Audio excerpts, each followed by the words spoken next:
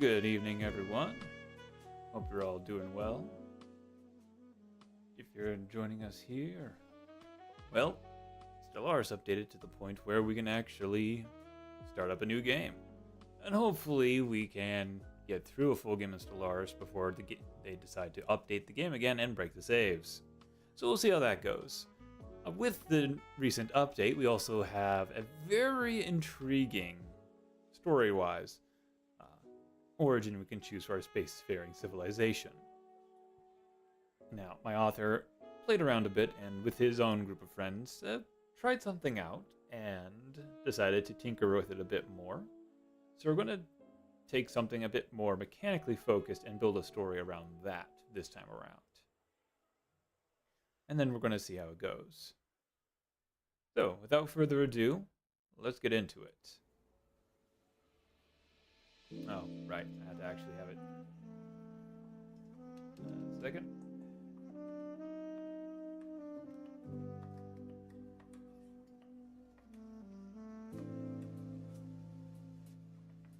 There. Oh, we've hit our first bit of scuff. Bear with me.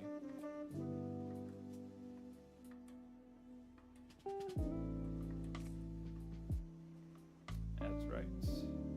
That. There we go. Yeah, you have to actually manually change things around here. Alright. So, go ahead and kill the music here and get into our Stellaris game. We're going to start a new one here, and this is what we've built here. The Severian Interplanetary Confederacy. So, let's go ahead and run through how the build works.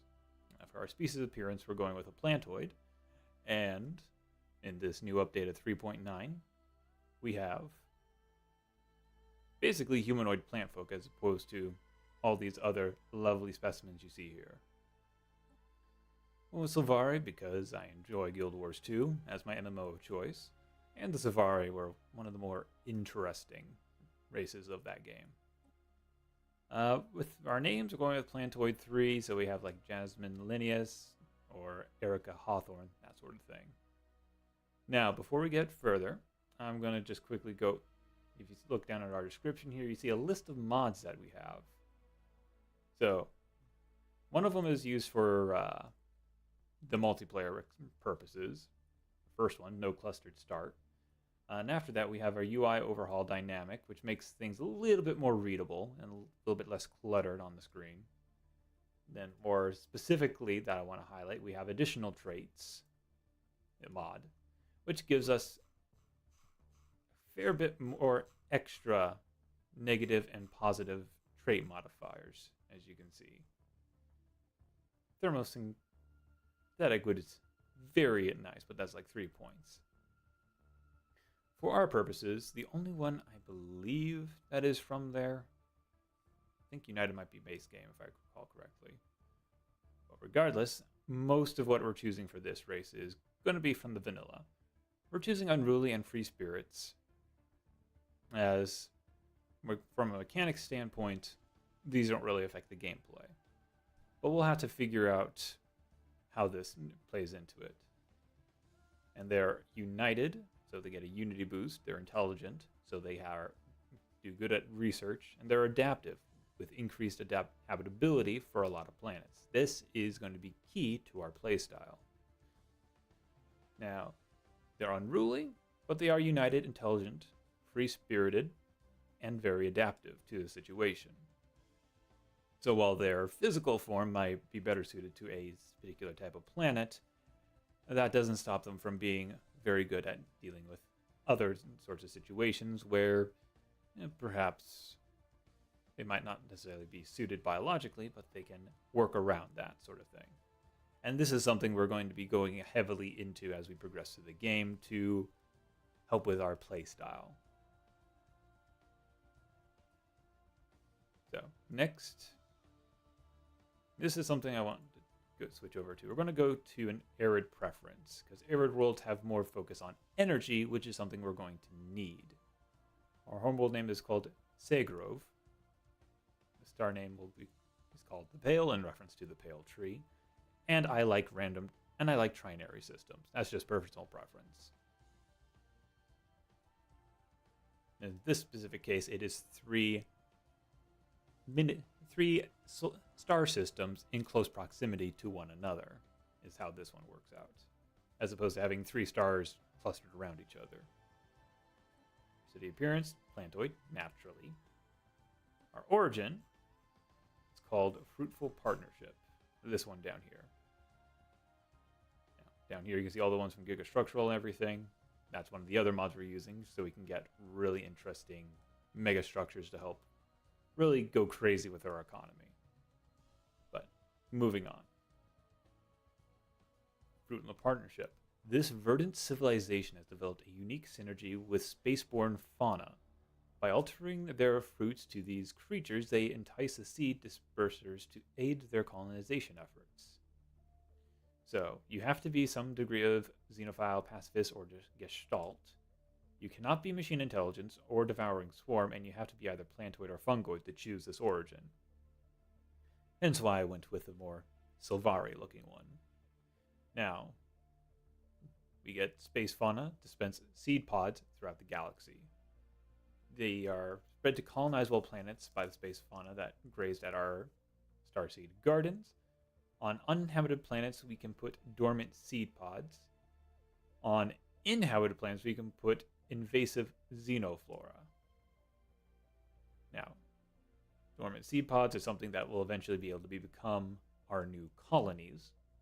And this has an interesting effect, as we could put a colony halfway across the galaxy, or even directly on the other side. This would prevent us from having to build the initial starbase, as it just springs up naturally. This does make our borders touch several people, but we'll explain it. We're going to find a way to deal with that, as I'll explain in a bit. Now, the invasive xenoflora.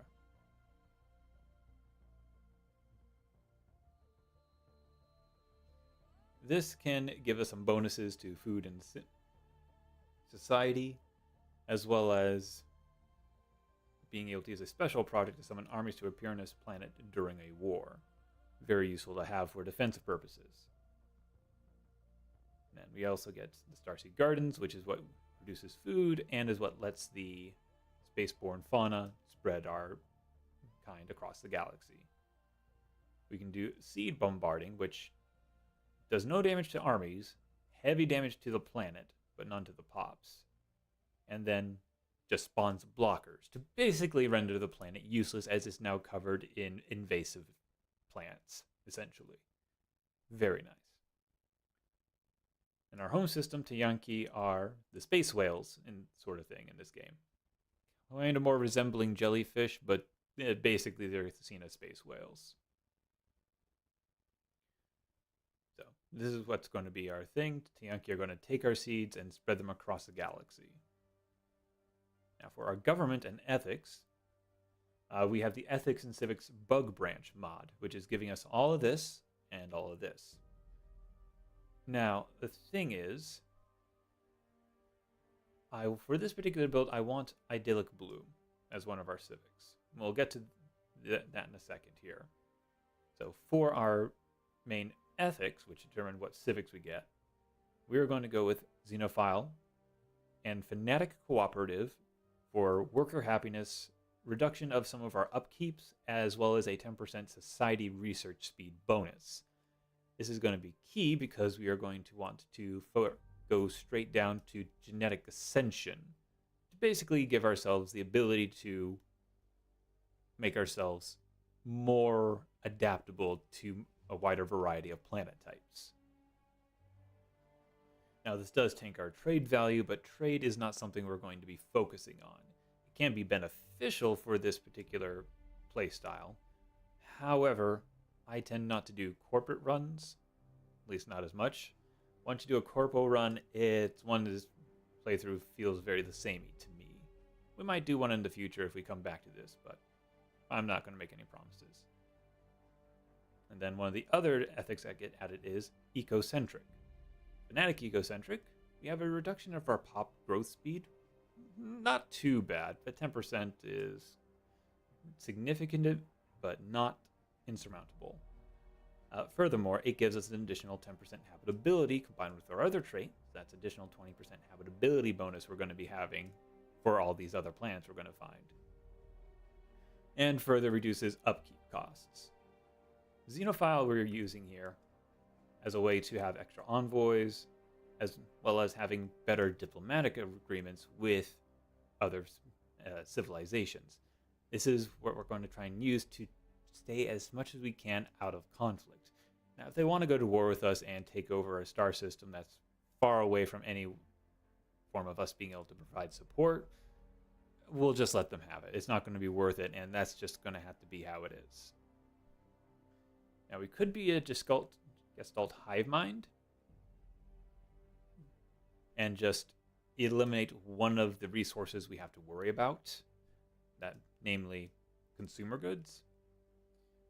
But I don't think we get access to Idyllic Bloom. But tell you what, on stream here, let's just check. Let's go ahead and turn these off. Go for Gestalt, and we're going to go hive mind. See, does we have anything similar to Idyllic Bloom here where we get Gaia Seeders? I don't think we do.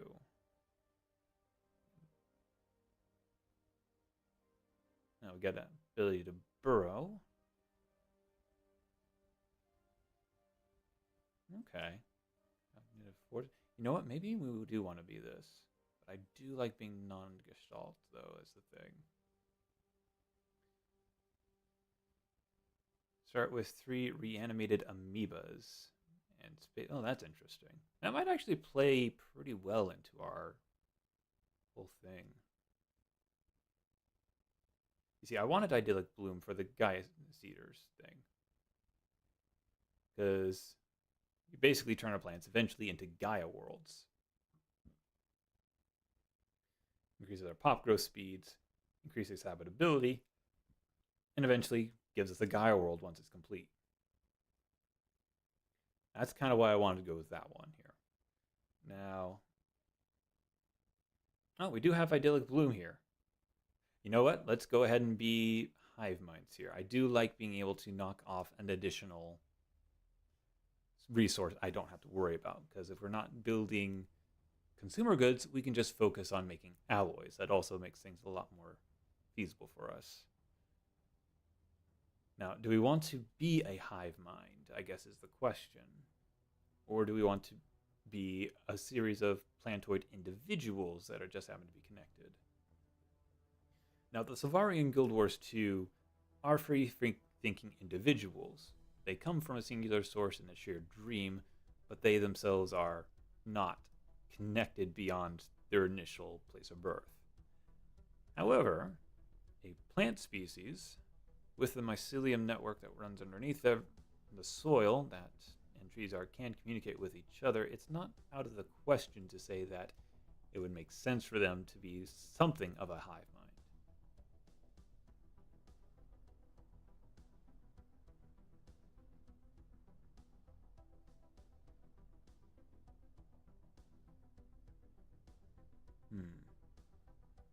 We also have quite a few other options here with our ethics and civics mod.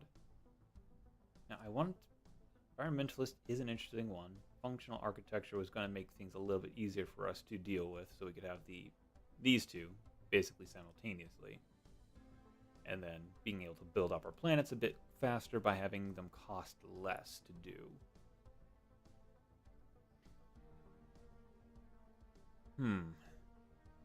Okay. Well, that's something we might have to come back to.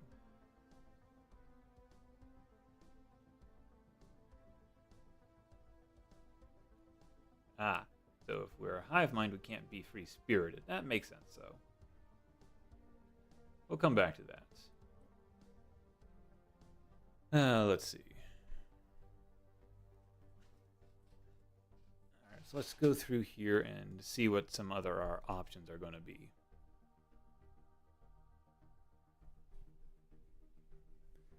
Just in the mic so I can have a better, clearer view of things here without craning my neck around. That's better. Alright, so Void Hive. Made space yet another of its domains. Automatically generate mining and research stations over a random unexploited deposit in a system every 4 months. Oh, that makes life a lot easier. Liking technology to exploit given resource reduces output. Oh, that's neat. Building mining research stations will have an additional build cost of 10 unity. Interesting. That's really cool. Megastructures 5%, megastructure build speed 10%, and growth node experience gain. Okay. That's just that. Substance phase. Legions, stargazers. No, we don't want that one because that puts us at a disadvantage at the start. That's not quite what we want to do here. Relentless development.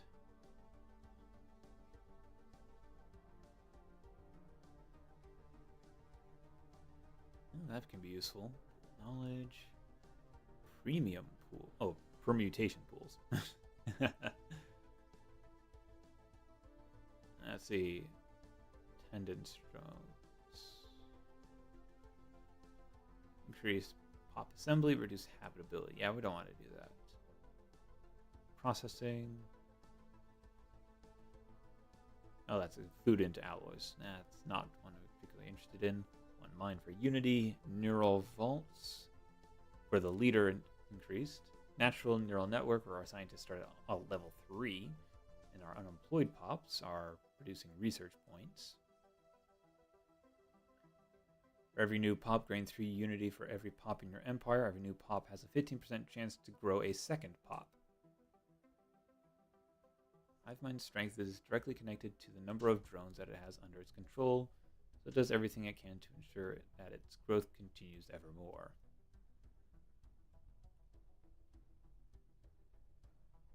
Biotic Inquisitive hides for the increased research stuff. Idyllic Bloom we do get access to. Empath would definitely be useful for basically dealing with things diplomatically. Attention. Bowering Swarm, which we don't do.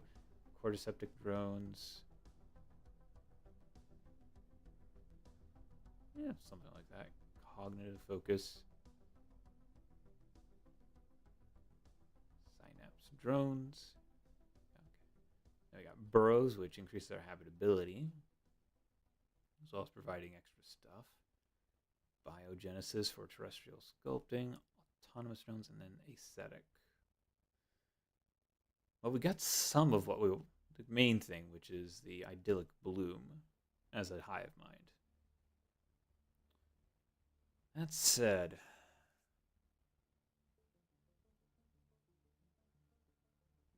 I think the hive mind I would prefer for a more multiplayer playthrough.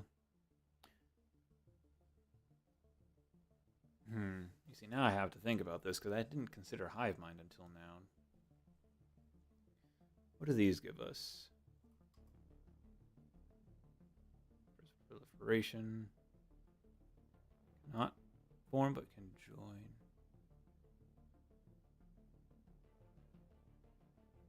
Belly, lots of radiant bombardment stanch. All biological pops get assimilated. Interesting. Efficiency now. Extrospective. That would be what we'd want.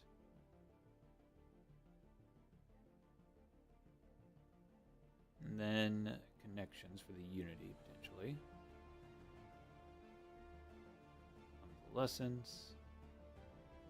Convergent for the PAL housing use and allows to get aggressive proliferation, but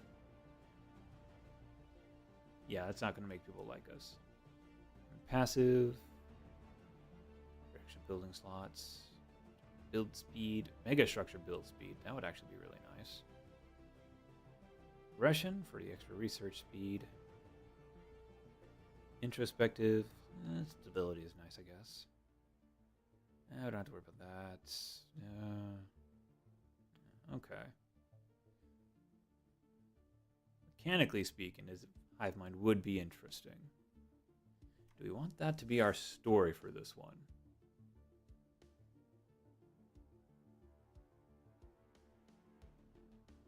Honestly, I'm not entirely sure.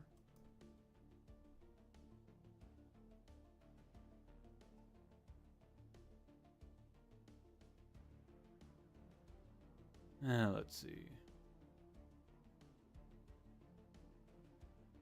File, it makes it a little bit easier for us to work with things, and we get the society research bonus, and we get the habitability by having the civic.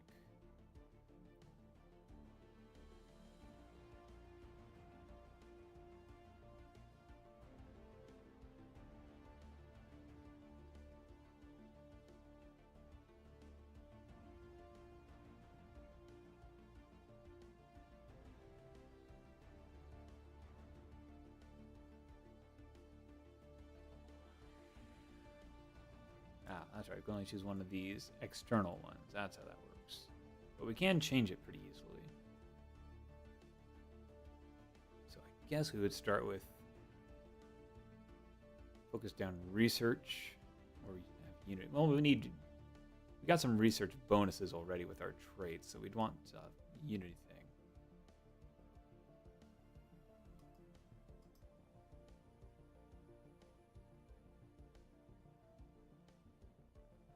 This would give us additional habitability,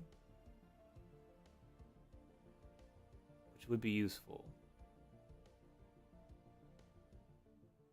Empath, definitely going to make us more likable, and then we would go with, I believe, idyllic bloom. That would be our 3. Increase our habitability right off the bat through here. Do we have one through here that we can do that through, or no? I forget. Doesn't look like it. Okay, so basically, we would have to move some of our ethics into civics from what we are planning to do. But we also don't have to worry about consumer goods, which is pretty nice to have happen.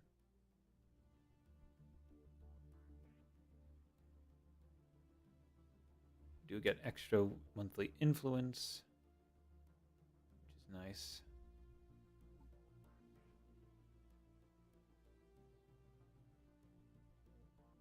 Choose one more of these things, but I can't choose that one.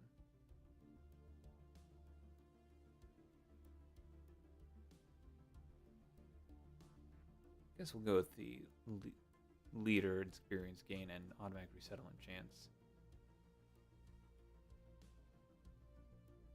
Combined with effective. Oh, interesting.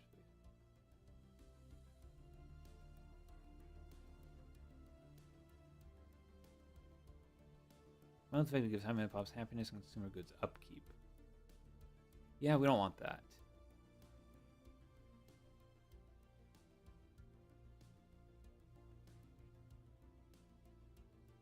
Alright, so we do this. Empath for the diplomatic stuff. Burrows for the extra habitability and idyllic bloom, because we're going to be sticking with that for this strategy.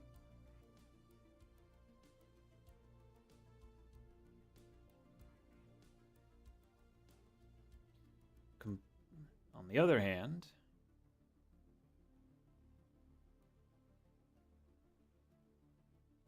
we would go for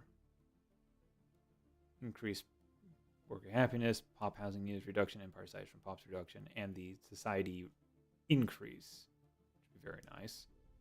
And then habitability through ecocentrism, with a reduction of how many consumer goods we need, as well as decreasing our buildings' upkeep costs. Is that enough to offset not having consumer goods at all? I wonder.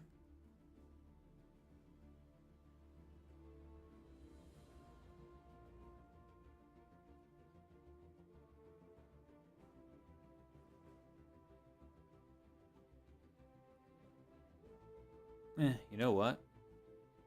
I'm just going to stick with this. Oh, right. I have to uncheck all these boxes here. There we go. Now I can choose that. Let's see. We'll come back to this. I don't want to do Megacorp because then I lose access to idyllic bloom.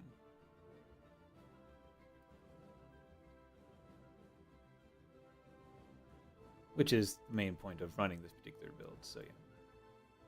I want to be either or oligarchic or indirectly democratic. The effective counselor skill is going to be preferred on this one, I think. So let's go grab, let's see, diplomatic corp.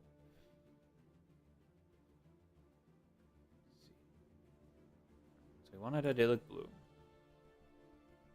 Let's see. Let's go for environmentalist, environmental engineers, and keepers of harmony. What are those ones? Requires you to be materialist.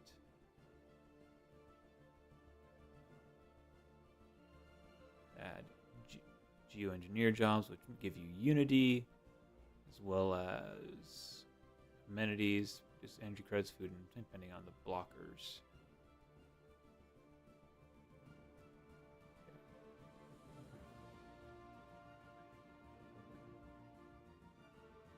And the other one was, what was the other one? Keepers of Harmony. What was that one? That was under K. Now it requires you to be spiritualist as opposed to materialist. So mutually exclusive. Reduces your food upkeep and increases habitability. Okay. We wanted to go spiritual, which we don't really want to do this time around, I don't think. Increased trust growth is nice, though. What was the other one? Environmental engineers, which reduces block costs, terraforming.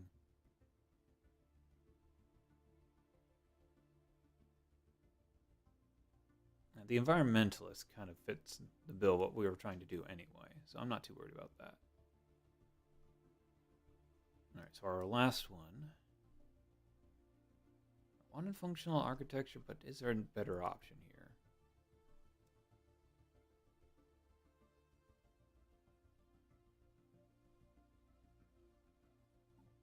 It is going phonetic tier list is going to give us something a bit more interesting to work with. Evolutionary architects. Science director accuracy. Not really. Well, if we go pacifist, I don't think that does anything. At least it doesn't give us access to what we would want here, which is to increase our habitability.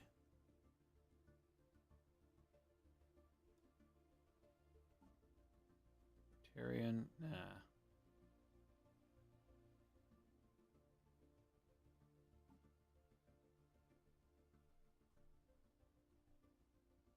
No, that doesn't give us anything. What about pluralist? Sophisticated meritocracy. Which gives advisors, which is unity and so on, that's amenities. Increase experience gain. Yeah, not really something I'm interested in. And for this build, those two would be interesting, but we're going to stick with Fnatic Cooperative.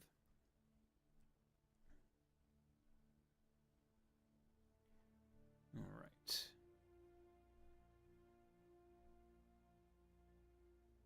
And for our last one,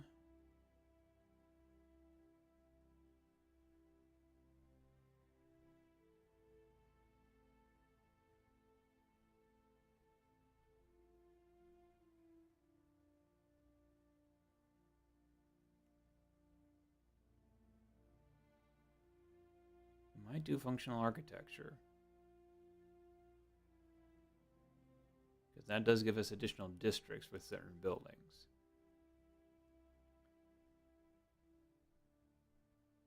Yeah, given everything, we'll go ahead and stick with that. Functional architecture. All right. So I ditch the hive mind. We're not there anymore. And we're going to go for our oligarchic. So our counselors have a bit more punch to them. We'll do Xenophile voice, I think.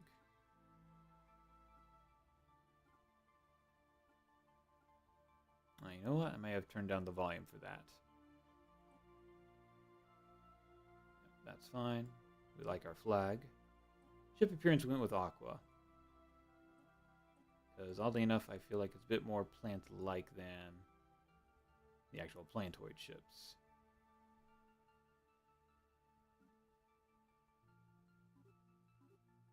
Or it's like, yeah, sure. But Aqua just also looks cooler. Looks more alien.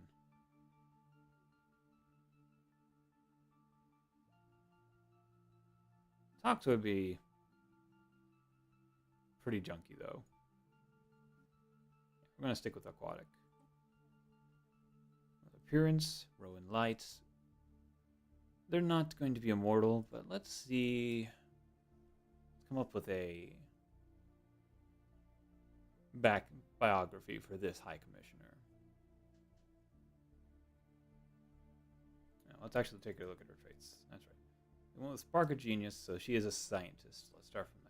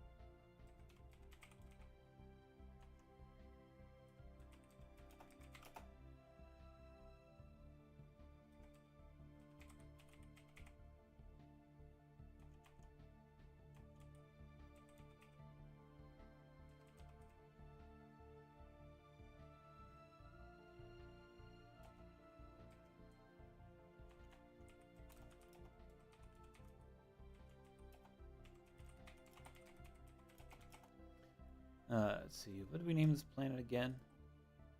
Seagrove.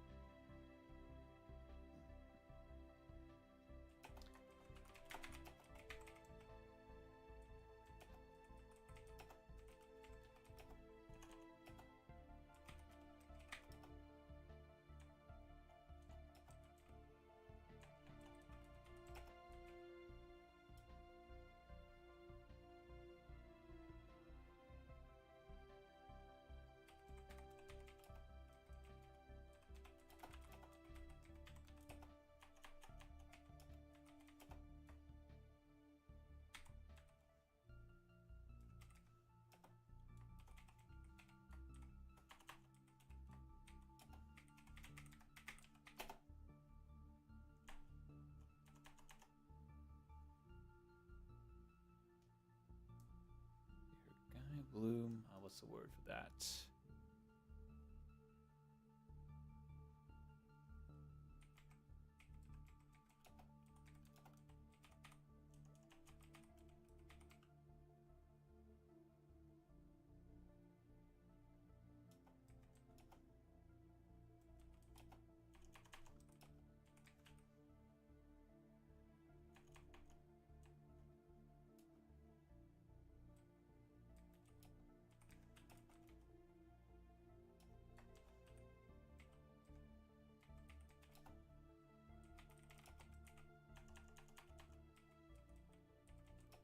Oh, that's as far as we can go. Okay, so we really have to be concise with this.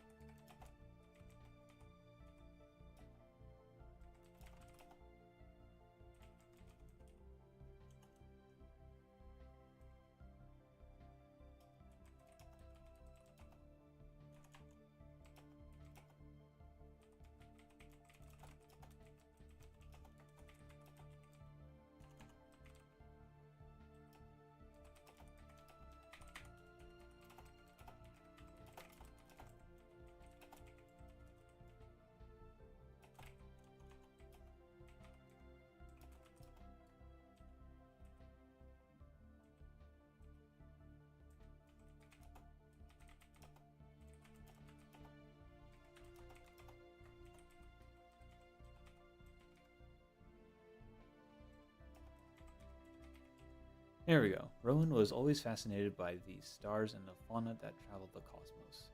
Her Gaia Bloom program was chosen as the... Oh, hang on.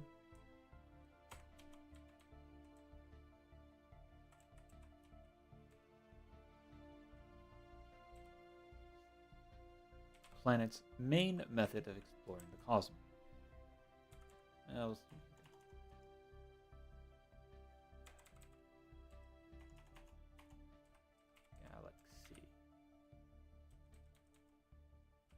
With this, she was selected as part of the ruling council to lead the Silvarian people into the age of interstellar travel. There we go. And she has Spark of Genius, which increases our research speed by 3%. Done. All right. Galaxy time. Going with 1.5 habitable worlds. We don't want to go crazy.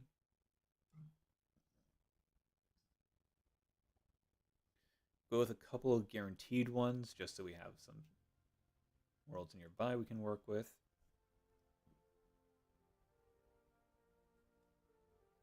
Spoke to galaxy shape. We don't need to do spoke. Let's do... I want to do spiral. Ring, barred spiral, starburst, cartwheel.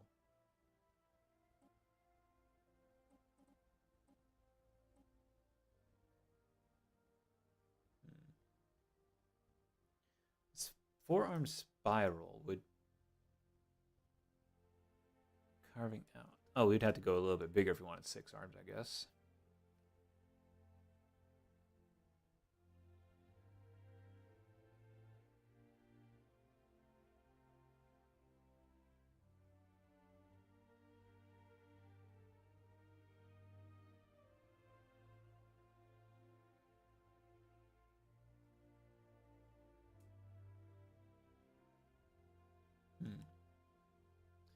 Yeah, let's do something a little bit interesting here.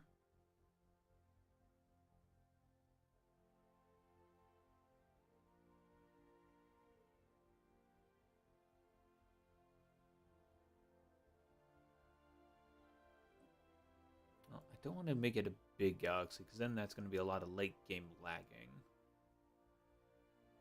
Not to mention a lot of space to work with.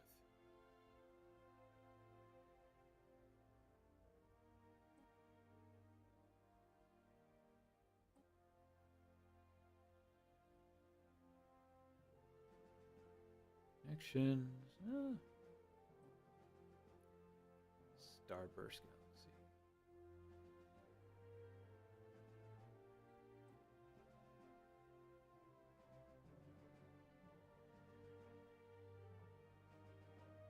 do like the way Spoke Galaxy work, because then you get these little individual silos of stars. And then you basically all have to go through the center of the galaxy to get anywhere.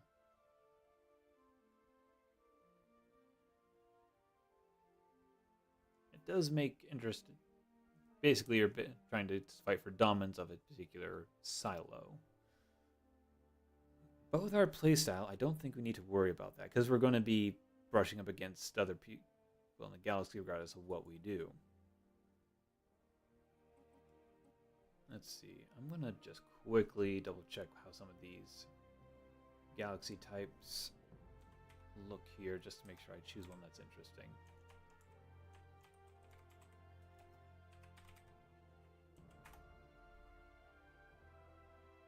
Here we go. Galaxy shapes.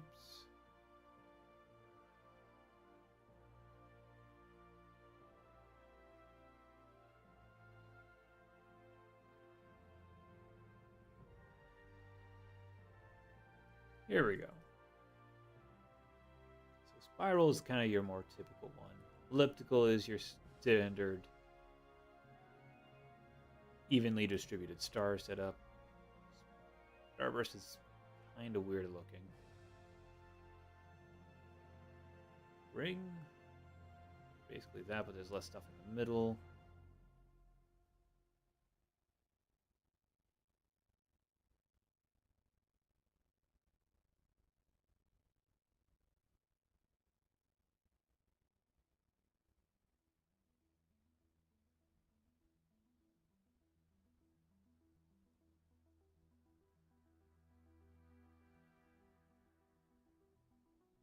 I think we're going to go for cartwheel. All right.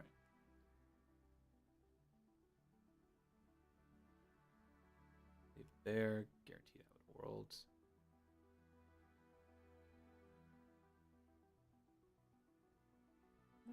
Say one habitable because we want to focus on that, but we're going to do that. We'll do one. Just because how we're going to be doing this, we don't necessarily need to have a lot close by, but having extra one nearby will be useful. Clustered empire placement, just to help spread things out, because that's how the no cluster start mod works for us here. A little bit of extra pre-FTL, pre-sapience. Let's keep hyperlane density about 1, because we don't want things crazy. All of the gateways, because why not? No wormholes, because that just makes the things a lot more difficult to navigate as far as interstellar conflict goes. Tech tradition, we're going to leave at ×1. Logistical growth ceiling, this is just so we have some decent pop growth later into the game. No caravaneers, L gates, always fun. Compatibility off, because that's just going to make the game break itself. Because originally, when two species made a pop together, you would get traits from both of them, and this would just like spiral into absurdity with all these different pops, and it made the game super laggy. So they have it as an option to turn off, unless you have some like supercomputer advanced CPU that can handle the spreadsheeting that requires to do effectively. We're going to have 9 AI empires, no advanced AI starts, no advanced neighbors, 1 to 3 fallen empires, 1 to 3 marauder empires, random. Crisis strength 25, crisis type, we'll say random. Probably going to be unbidden. Or we could do all crisis types. Just make things interesting.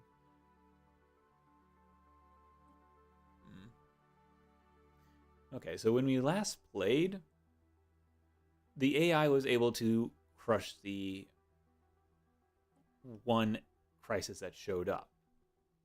So we're going to say all of them, because why not? We'll probably die. Grand Admiral, scaling difficulty set to mid-game. So about mid-game is that when all the AI empires are going to get their stuff showing up. No AI aggressiveness Setting to high. This is the years we're going to go for. All right. Now that we got all that settled and squared away, let's get started. This is a birch world. It is an infinitely large megastructure built around a supermassive black hole in the center of the galaxy. It is a very interesting start. All right. If your roots run deep, yet your spirit grows restless, let others carry your arches away, or aches away. Let animals sniff your flowers, nourish themselves on your fruits, and bathe in the shadow of your leaves. Let them carry pollen and seeds to distant lands, so that your offspring can bury their roots on foreign soil. And when the winds bring you the sound of rustling leaves, you'll know your children have found a new home. Since time immemorial, we have worked with local fauna to spread our species across Segrove. So when the time came to uproot ourselves, branches reaching further skyward, it was only natural we would also connect with the fauna of the void. They chew our fruits, they graze our leaves, and they'll carry our children to distant worlds, where they will bloom and be nurtured by alien suns. Let our seeds spread. Let the galaxy be our garden. That's nice. Alright, now to set up some Gigastructural stuff here. So let's go ahead and hit things. Just gonna hit set to infinite. Just as many as we can have. This does not mean we can build them, say, simultaneously of the same kind, as that the game doesn't allow you to do that. But we'll be able to have as many as we so desire.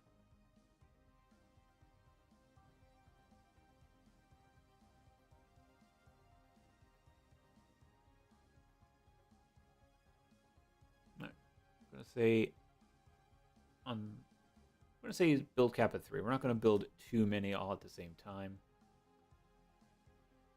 Stream element bot seems to be having a bit of a day, it seems. That is the 6th time they have informed me that it was running. Normally it's just the once. Anyway. Scaling will keep. Achievements are nice.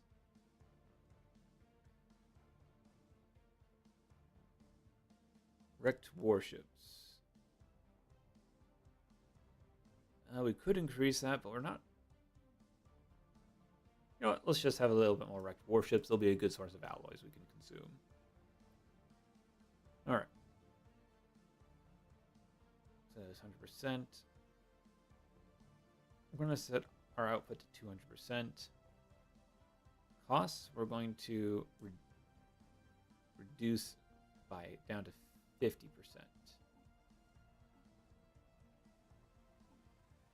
Or, you know what, let's say 60.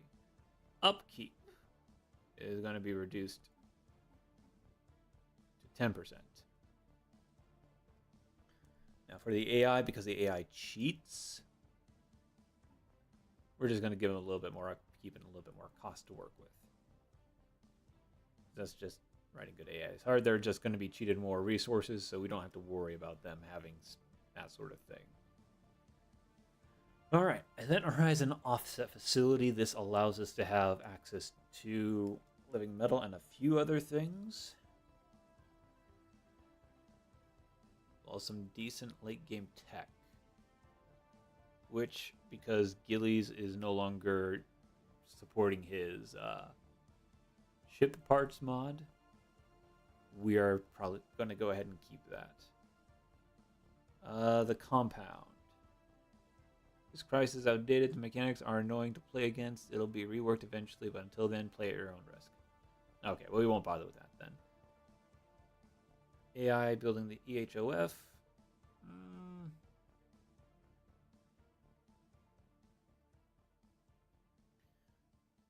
I'm going to say no.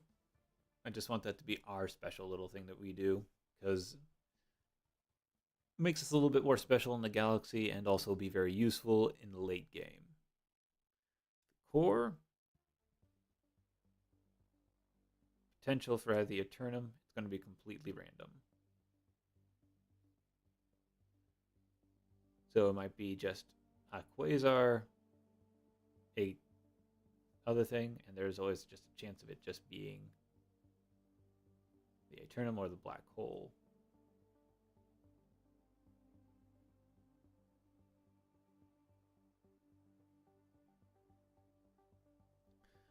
Fallen Empires at regular. They got bonus stuff. We'll actually set them to high. We're not planning to go to war with them, but Fallen Empires.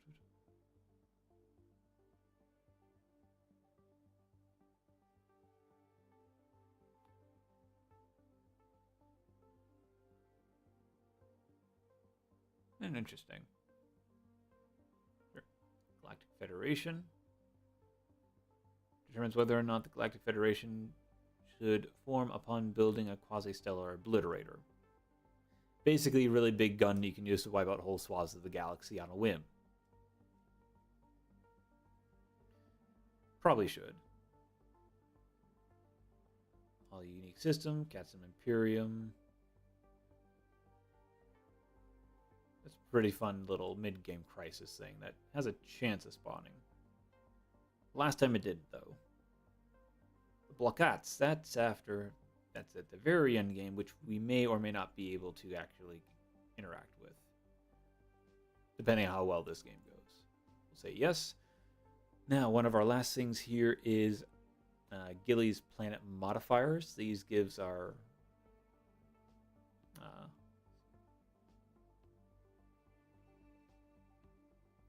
this basically gives us some more interesting things happening to a planet, including our home world. We're going to give them a high number of modifiers, so that every planet at least has one. And we're going to make this an old galaxy, so that it's had time for these things to happen. This galaxy has seen its comings and goings of empire.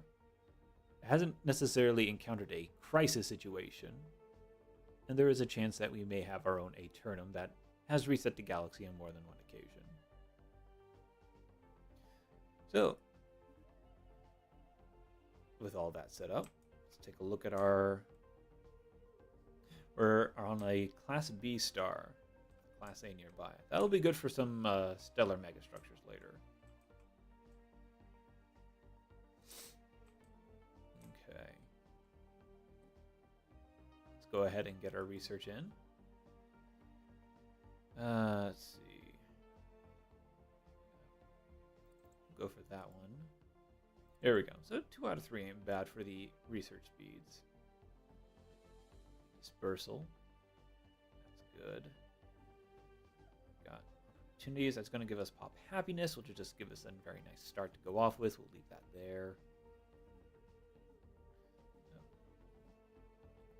Policies and edicts. This is what we need next.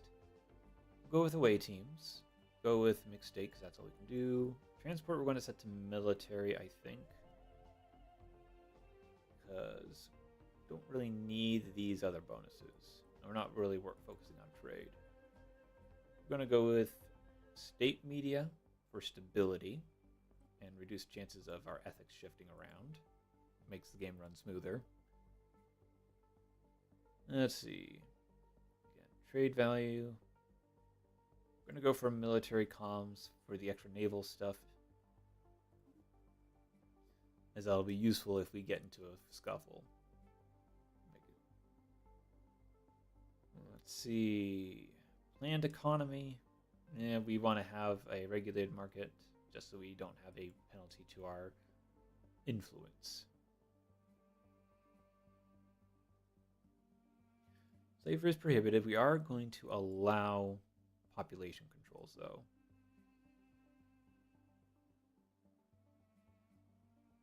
Focus on wealth creation, mixed economy, open borders, proactive because we like people.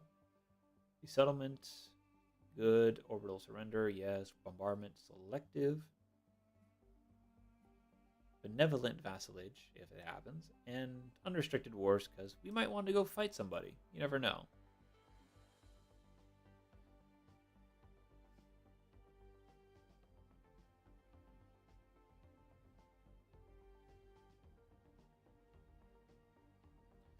that's interesting. I mean, well, we might probably put you on as a counselor at some point.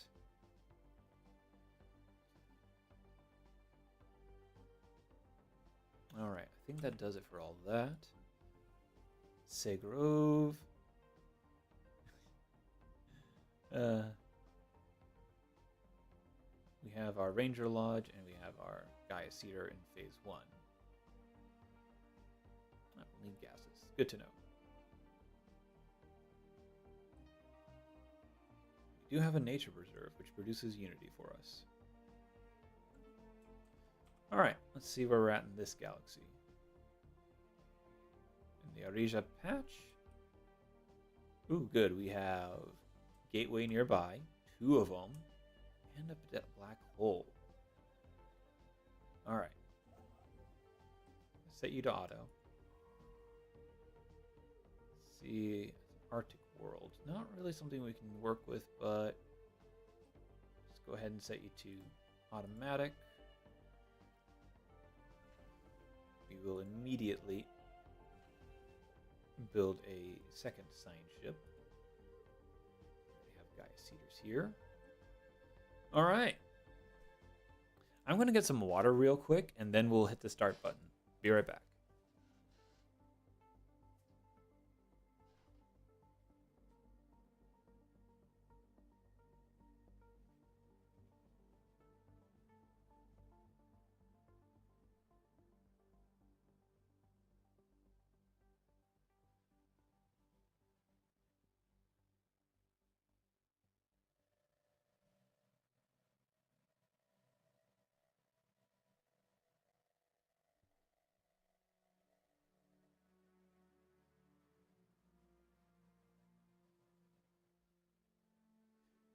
Ah, there we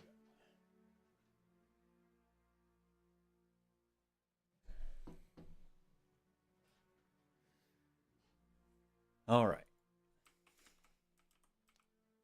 Let's begin. We'll speed it up a little, though. All right.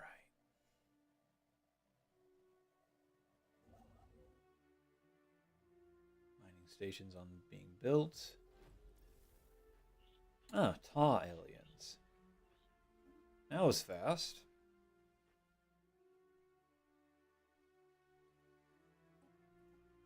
Well, let's send them over. We'll do a habitable world survey. That's a commendable initiative. The Severian interplanet, the SIC, has finally encountered fellow wanderers among the stars. Despite their intentions being unknown and potentially even hostile, the atmosphere on Segrove, following the report from our contact fleet, can best be described as rapturous.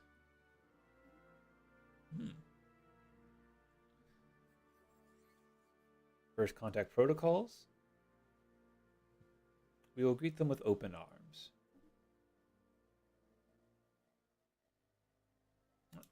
Science ship found. Let's go ahead and get a scientist on board. Oh, now we can do it.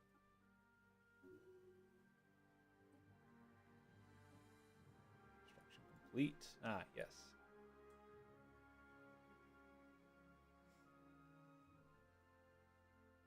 Ooh, good. There's some good stuff in here. I think what we're going to do is that from any given planet, we're just going to 1, 2, 3. We're going to have as many jumps as makes up a full sector, which I believe is 3 from the sector capital, and that's just going to be as far as we expand any given spot. The solar system Pegol is home to a very tame and stable star. This was not the case billions of years ago when another star had its home here. With the death of this other star, a lot of rare and precious metals were formed. These metals then started to coalesce into small chunks, which then turned into bigger asteroids, until they eventually became a protoplanet.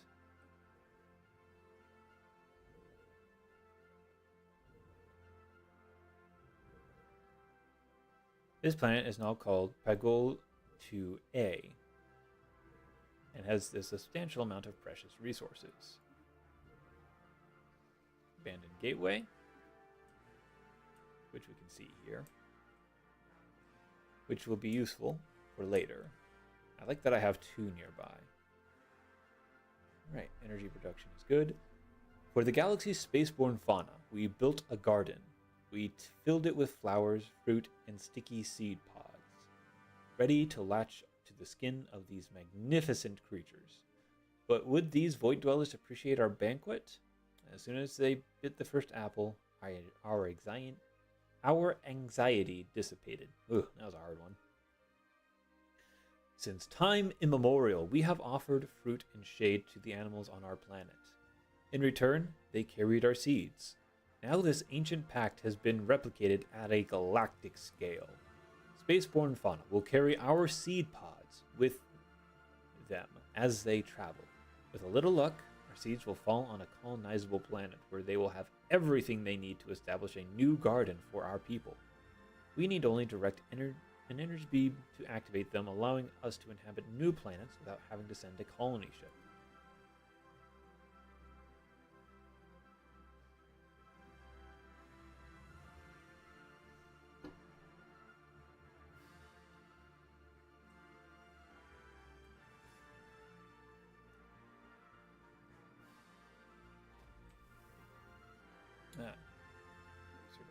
Eternal tornadoes.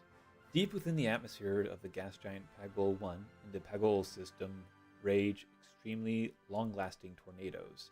These massive vortices move in the other direction the planet is spinning at roughly the same speed, making them look like they never move. On top of that, the science ship Brustus has so far never seen a vortex like this disappear. It seems they last forever too. Ooh, and it has an edgy storm. Ah, I love the hexagonal storm. Ooh, Cybrex! Yes! We have recovered artifacts from an ancient alien civilization on Vulcanate 2A. Incredibly, this civilization, which apparently referred to itself as the Cybrex, seems to have been made up of machines that were linked together in some sort of collective consciousness. The age of the artifacts indicates that they were active some 600,000 years ago, in this portion of the galaxy at least, but we have learned nothing of their exact origins. According to a partial data fragment that our scientists managed to extract from one of the artifacts, the Cybrex at some point launched a crusade to destroy all sapient organic life in the galaxy for reasons unknown. Interesting. And it's a dead planet. Most specifically, it's got one result. The planet is dead. The core of this world has completely cooled and solidified into a ball of dense iron and magnesium. It is serious as that, even with the most advanced tech, it would be impossible to make this world livable by terraforming it. Alright. Seems our linguists have suffered a major setback in their attempts at codifying the language used by the Ta. Oops. Alright, scientist. Head of research. You are... I'm going to give you Spark of Genius so we can get our research speed going a little faster. That's going to be key.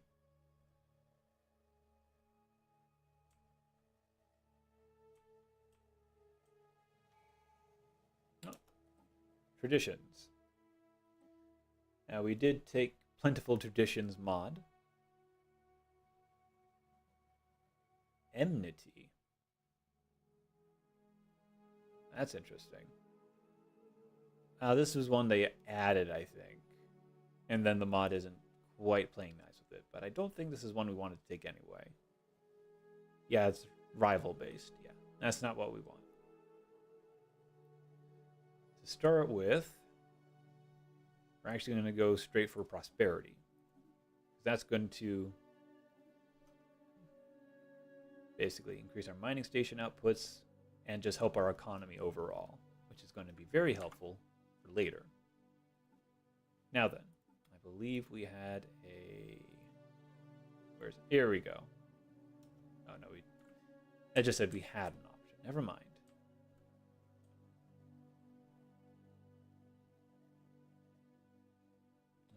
can go ahead and build a third science ship. We'll leave that be for now. Unless it's lower than 100 days, we'll leave it be, for as far as anomalies go. A strange phenomenon deep to the core of Tobeva 1A has resulted in a lot of minerals and chemicals fusing and reacting together to form very rare heavy elements. The constant tectonic activity has pushed most of those to the surface, and with proper equipment could provide a good addition to our mining efforts. Whew. That gives us more alloy.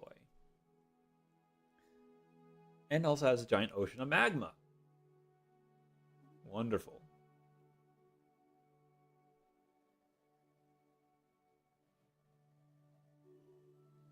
Ah! That wasn't too hard. Brought our seeds to the Lisak system.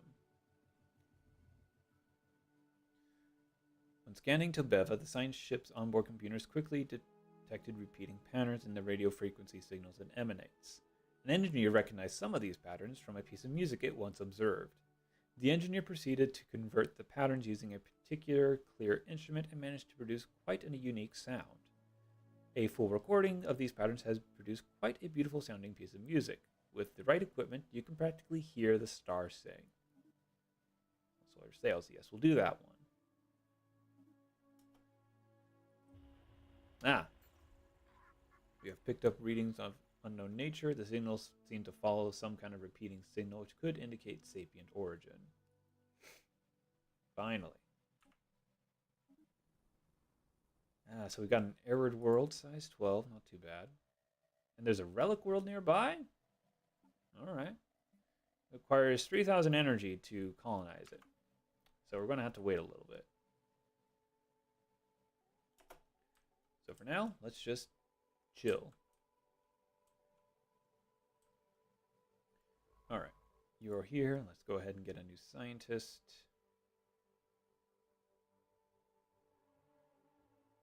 No, we don't want counselor jobs. We want something else.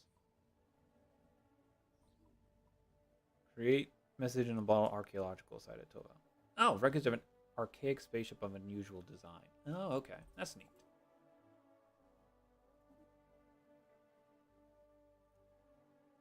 I'll wait for that to refresh. In the meantime, I'm going to go ahead and get another construction ship built so we can start moving around. Our linguists have recently made significant progress towards decoding the language used by the Ta. Apparently, they now believe themselves to have a solid grasp of the fundamentals. +2 insight.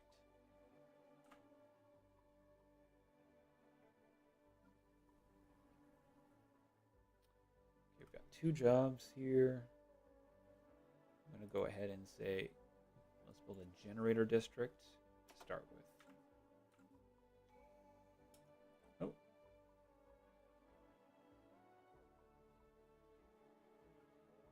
Get our build speed going.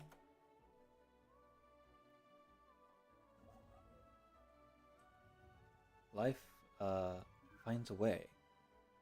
A large, mostly sealed cavern has been found on Tobeva 2A. A small drone of ours had penetrated the surface of this world to do a mineral and soil study and stumbled upon this cave system by accident. To all our surprise, it is filled with life. A sprawling, self-sustaining ecosystem has managed to survive here. The world must have supported a much wider variety of life at some point in its cycle. That's nice.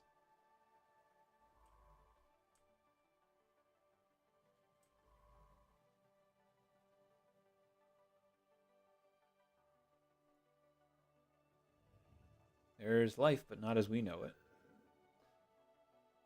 In the solar system of Valkyne, reports trace amounts of dung have been found in an underground cavern along with small streams of liquid water. It appears some form of life exists on this otherwise dead planet. What is living here has unspiritually thus far eluded us.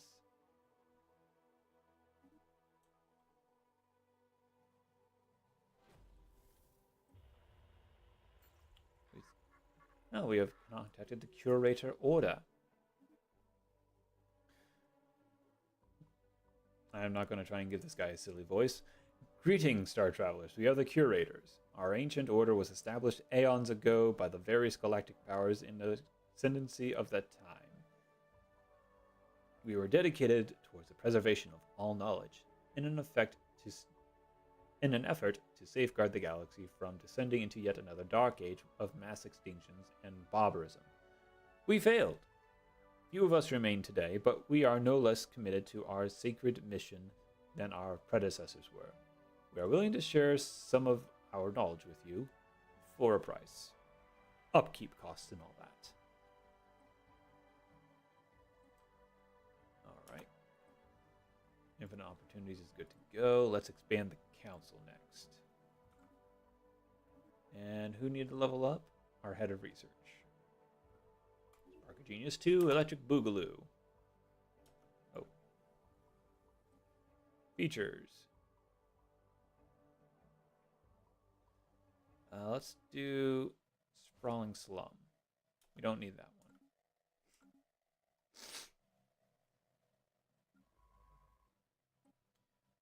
Hasn't refreshed yet. I want a different scientist.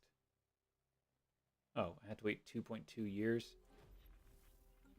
Oh, we have found none aliens.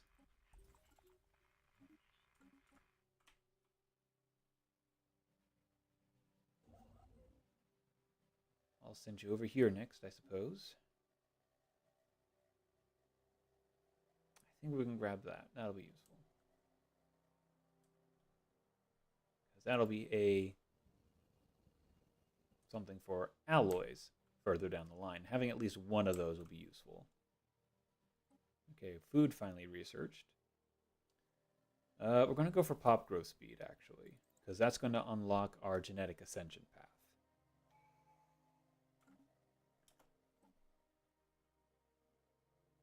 Extra housing. No, we don't need that yet. Reduce our upkeeps. All right. Fell back on insights. Oh, not a problem. All right, now we got that one. News of a giant being seen in the dark void of space is spreading across the Empire like a plague. There is concern and optimistic wonder, but mostly brings an existential dread to the populace. Historical documents will record this day as one of tremendous importance.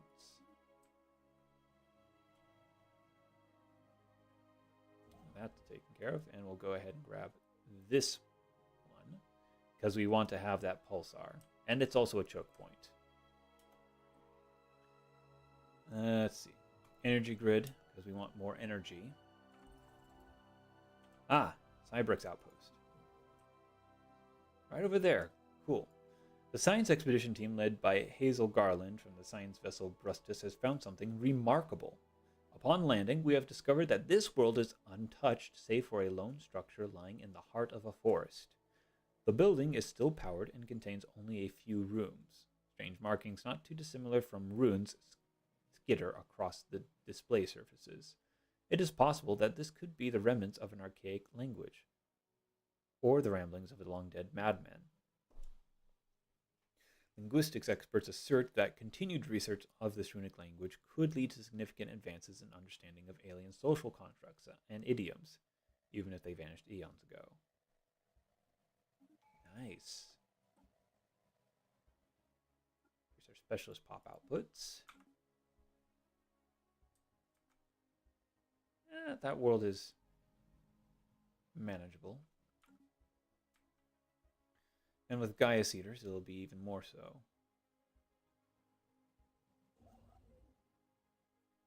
Grab this one next, I think.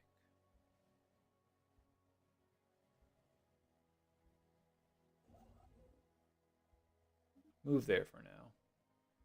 Looks like we don't have access to that black hole. Unfortunate.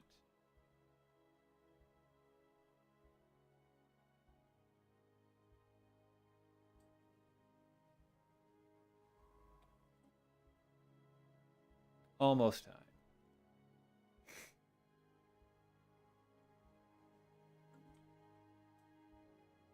Toxic terraforming candidate, we do not care. Plasmoid life. Scientist Iris Oak on board the science vessel Merotopanus has made a substantial discovery. Somehow, life comprised entirely of plasma has managed to evolve on this star. We can't venture closer, though. Either cool or get closer to find out more. Sure, I'm okay with this. We're not hyper-aggressive expansionists here. Iris Oak. They are a scientist, and they're just doing science.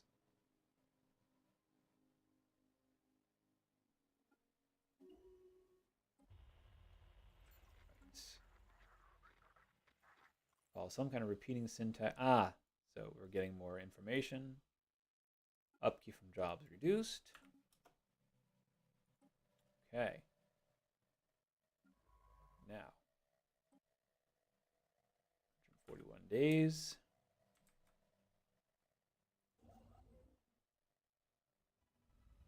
A hollowed asteroid. Our science ship has found a strange asteroid during its survey of the system Uxphiri. The asteroid, now named E44Y71, is hollow. Not only just that, it looks like it has a small hole on it, as if something got in, hauled it out. Or something got out that used to be inside. There she is.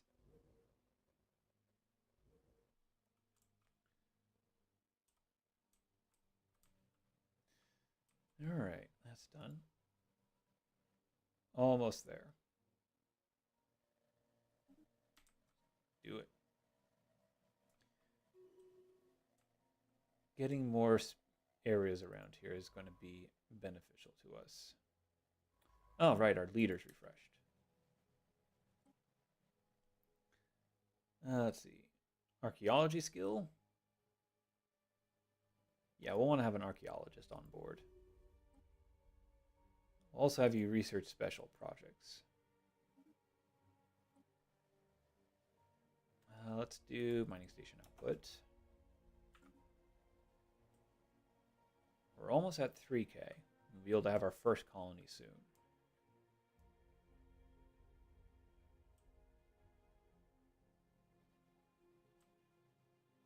Oh, that's a good one. Let's do that.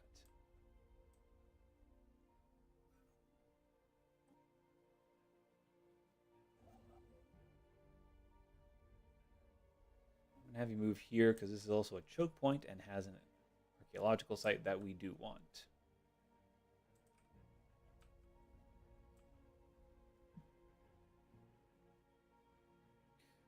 Let's see. Thorough scans have revealed the cause of Detonal's 3A's odd metal composition.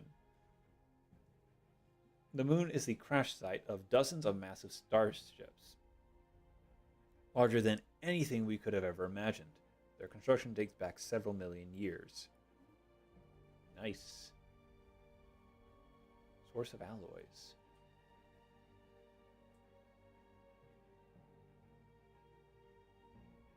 Gold hard potential. We'll leave B for now.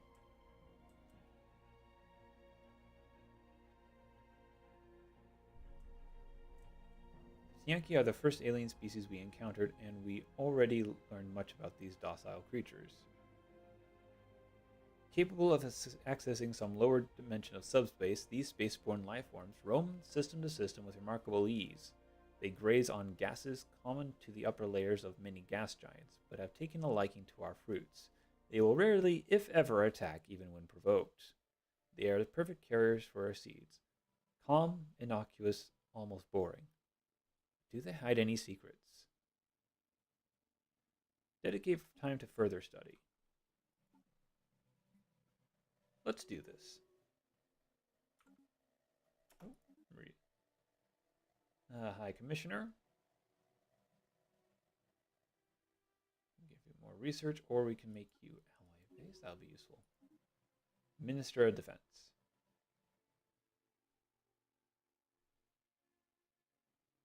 Let's go ahead and say Fleet Organizer.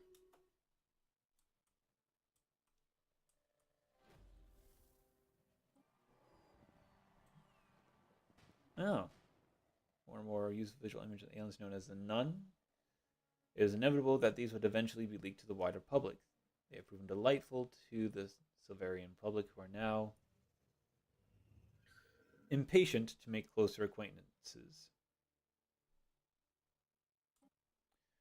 After spending an extended period of time studying the remarkable features of the planet below, our science team on board the Dectalis is ready to report their findings.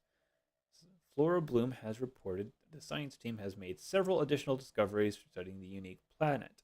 This newfound knowledge greatly expands our understanding of the universe. We get access to planet flowers, plasma throwers, and Unity, which allows us to finish this tradition. And now we'll take one vision for increased unity and less amenities.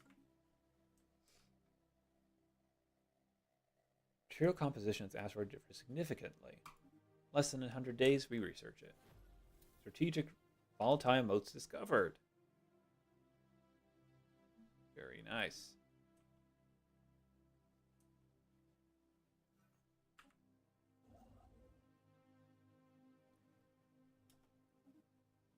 Growth speed acquired.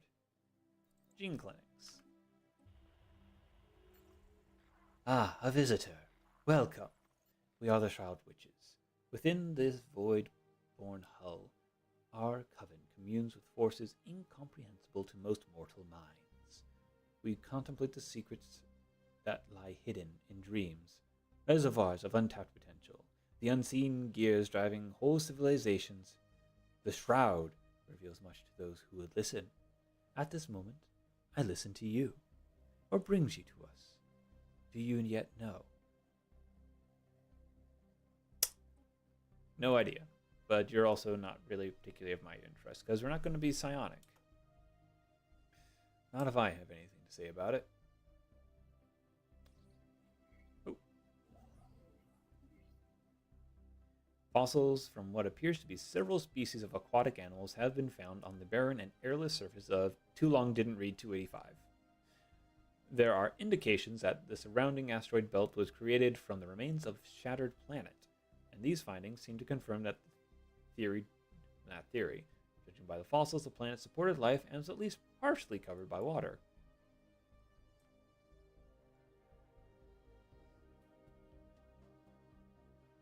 We have 3K now. Let's go ahead and pop the cork. So you're the governor. Give you crime reduction. Now we're beginning to spawn roots. Outpost deployed. And now we have gained control. All without having to build it or spend influence. Just 3,000 energy. Significantly better. Someone else's problem. Looks like some uncaring civilization used this planet as a dumping ground for toxic waste. Disconcerting, or who could do this to a planet?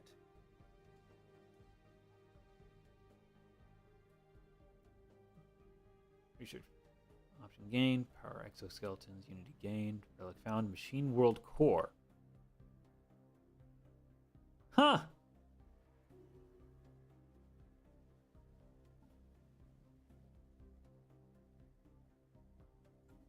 Really? Robot output 10%. Okay. That's a thing we have now. Well, you're not really leading anything, so we'll just give you Spark of Genius. Why not?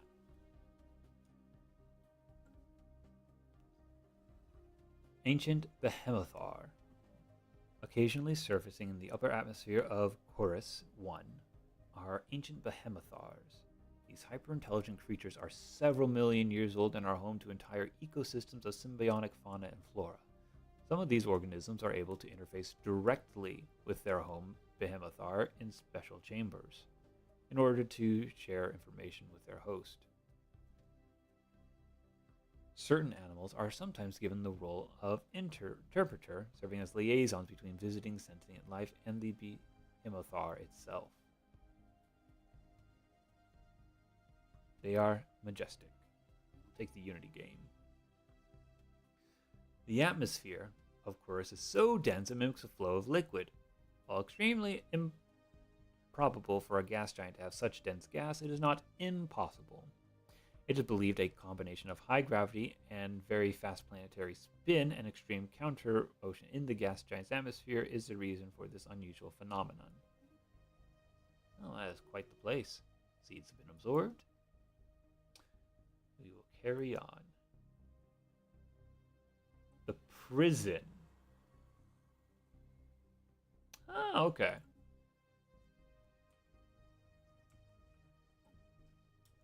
All right. Our next tradition.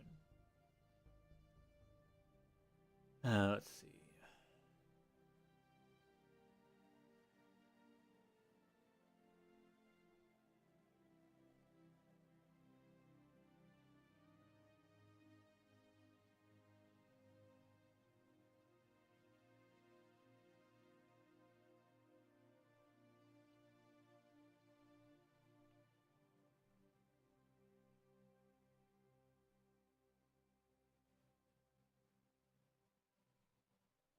We're going to go for probably order as soon as we find an actual neighbor.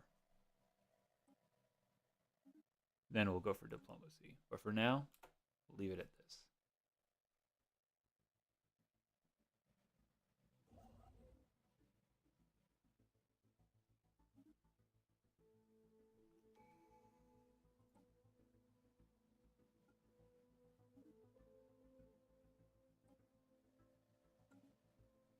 Okay. All right, we need to get more people going. Set you aside, hit you. I'll just get rid of these industrial wastelands to help our planet be a little bit nicer.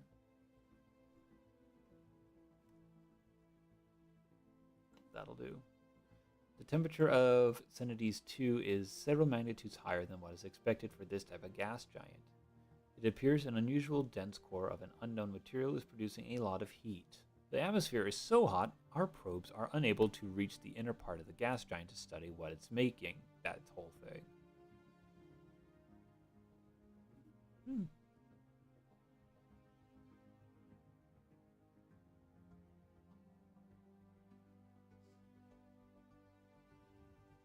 We have found a Gaia world.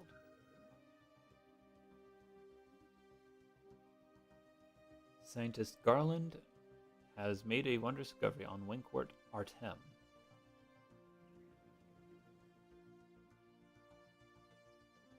Ideal temperate planet with a nitrogen-oxygen atmosphere and a resilient ecosystem. This world looks interesting.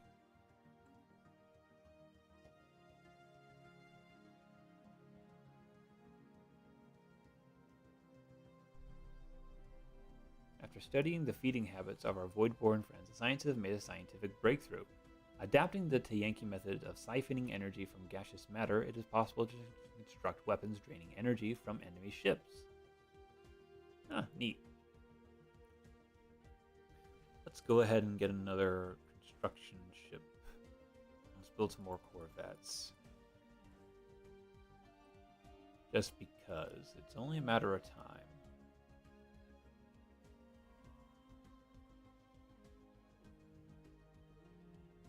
Interpretation signal. Some form of aesthetic design has been employed over most of the surface and landscape of Wincourt Artem. Our scientists suspect that even the remaining untouched areas are merely crafted wilderness. They are to serve a wider horticultural goal. Towards the conclusion of our research, we stumbled across a beacon, the sole example of technology on this world. When activated, it uploaded a catalog of every planet and animal species found. Every plant and animal species found on Wincourt, as well as a reference pointer to nearby rail rate. No clue was left as to which to identify the planet's designers.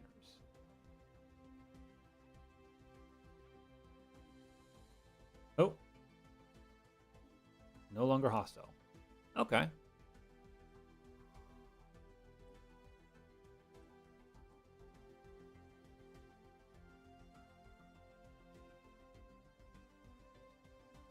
Gave us a scare, for sure.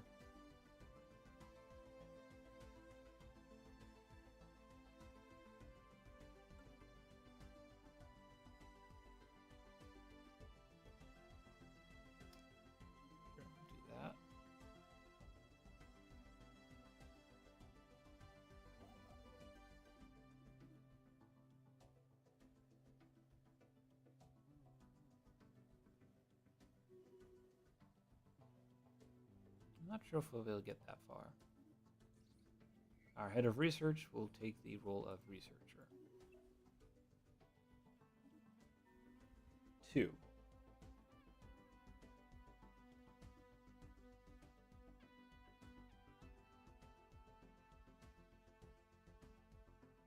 The science ship in the Namron system speculates the world must have once been an ocean planet, covered entirely in salt water. What happened to all the water is a mystery, however. There's no natural phenomenon that can explain the disappearance of that much water. Something, or someone, must have removed all of it. And it is a wondrous planet.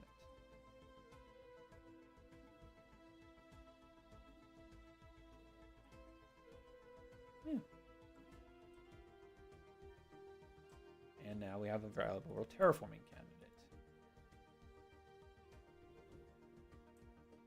Interesting.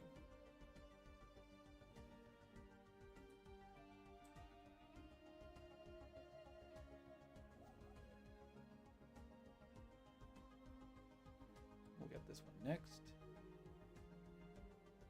And now we have a new colony that will soon be connected. Oh, good. You're going to be an energy planet. Love to see it. Features. Let's get the ranger lot up in here. And a... Where's the Gaia seeding thing? Ah, we need to upgrade the planetary administration first. Gene clinics acquired. Let's do that one.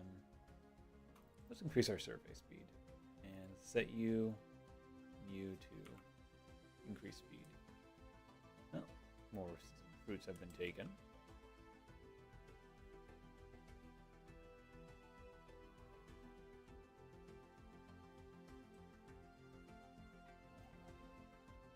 Wait so we can build this one so we can connect up here.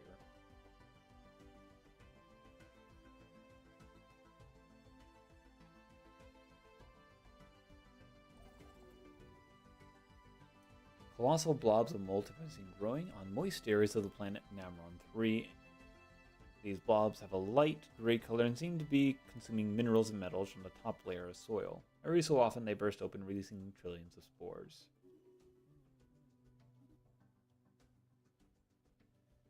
Let's build an observation post real quick. Oh, hey, more of those got taken. Nice.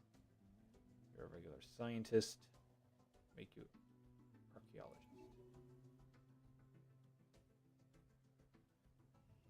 Another Gaia world.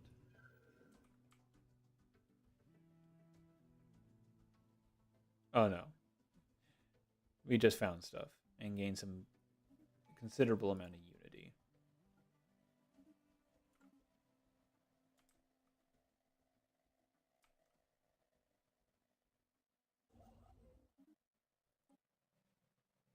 That'll be fine.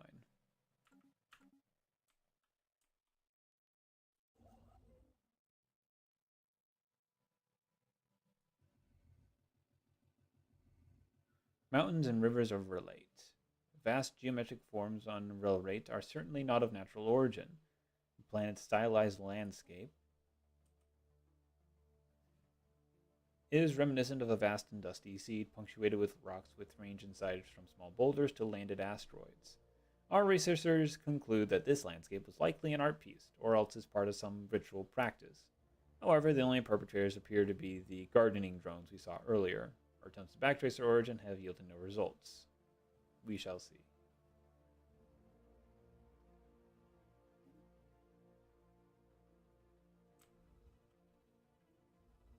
Roll rate. It is a barren world.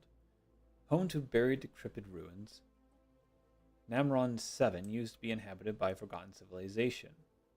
Unclear how far they advanced, though it is believed it never got beyond the age of swords and spears. Large broken-down stone buildings, half-buried palaces, and crumbling walls were found, but no sign of steel or any advanced building material. How the life of such a young civilization was snuffed out is unclear. There is a beauty in ruin.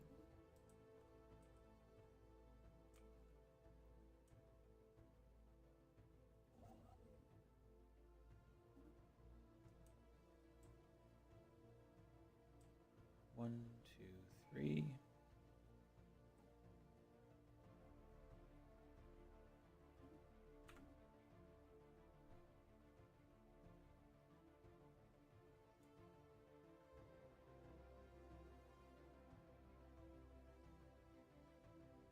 Oh, we found a Direct Titan. Neat. Ooh.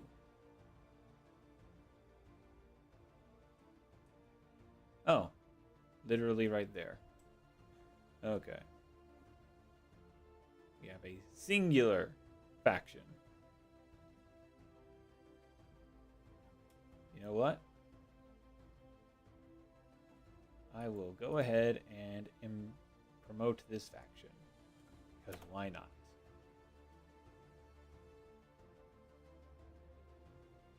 Now this world has only 40% habitability, so we're going to hold off on popping the cork on that one.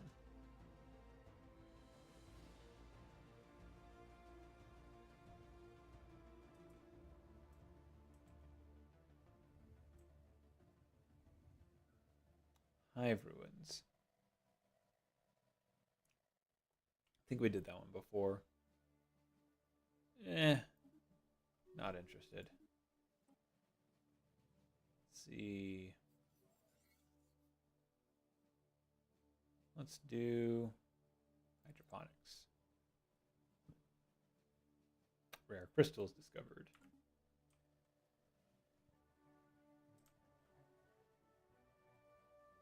An unscannable object. Let's scan it.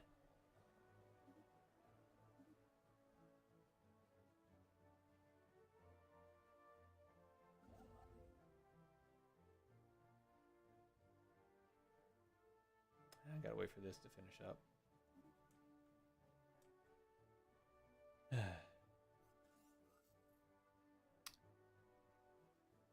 The crew of the Meritoponus has recovered a reflective polygonal object near F29094, bringing it on board for detailed study. The object's most intriguing quality is its ability to reflect most types of low-frequency energy beams directed towards it. High-frequency beams, however, remain unaffected, making the object's properties useless with regard to any potential fleet defense applications. Despite expensive examination, the Meritoponus research team has been unable to determine the function or origin of this particular polygon. It appears to be hollow, but its metalloid surface is engraved with some kind of scientific notation, though the full meaning of this codified data eludes us. Iris Oak believes it relates to the wormhole metrics. Our research team was able to glean some fascinating insights into wormhole theory studying these notations. Whatever purpose it was created for, however, is still a mystery.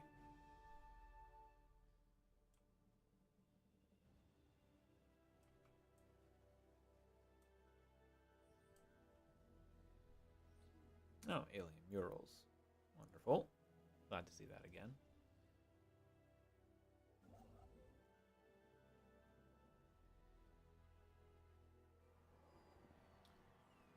Carnival protesters. Ah, the Manifesti again. Alright.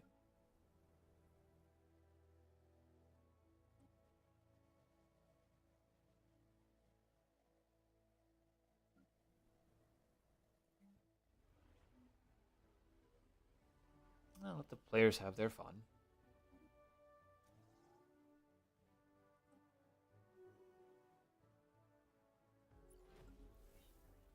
Ah, Iota aliens. Finally.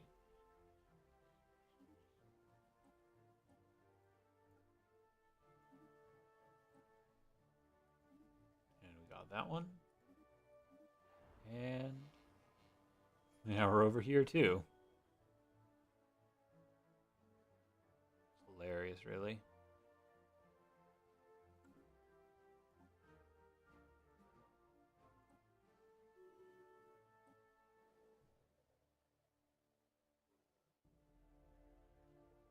One second. Which one is Nameron? Okay, it's that one. The Namir 2A. 42%.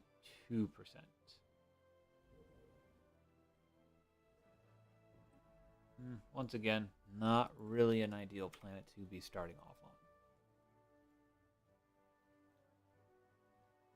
Plethora of life forms that coexisted in an ecosystem similar to ours, in which nutrients cycle the food chain through photosynthesis, decomp, and predators. Upon closer inspection, however, the crew discovered that through all living things on Philamir 2 may have started out as individuals. First, they now, by mysterious design, operate as a single organism, one which responds to all outside interference with fierce and indiscriminate aggression. Oh, now we really don't want it.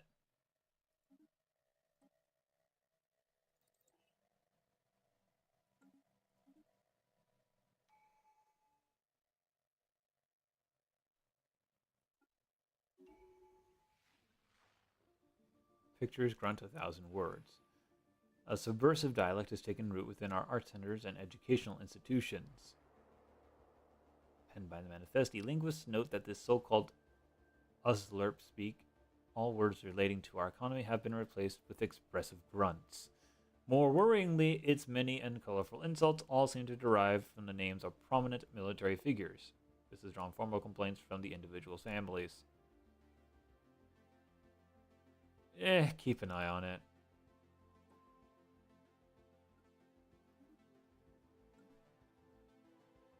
Belgium.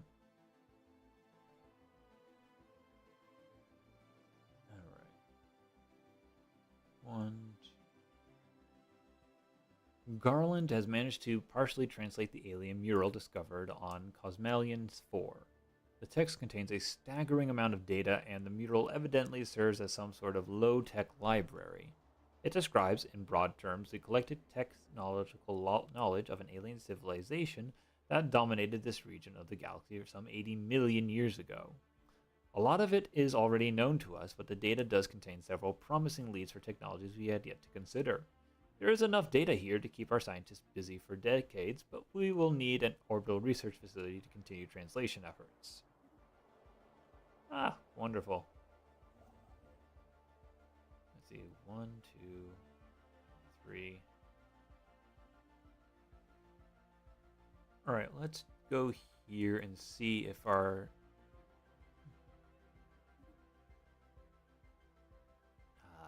what's the word? Sector expands that far. So, the Manifesti have unveiled their most public exhibition to date. A new and extremely popular interactive experience invites visitors to manipulate reflections and images of themselves, and to create distorted collages of political figures, some from other galactic empires, which we have not met yet. Critics herald these pieces as casting a necessarily harsh light upon our sense of self. The exhibition has also inspired a number of other satirical works, both on domestic issues and on pan-species relations. Debate amongst our social researchers is lively. More conservative voices urge caution. A bold statement.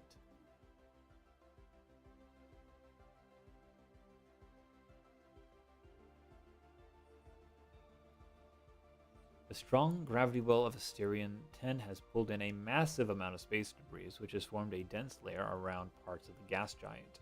Most of it appears to be wreckage from a series of space battles fought in the system several millennia ago. Scavengers have already scoured the debris of valuable tech and artifacts, but a mining station should be able to recycle the metal.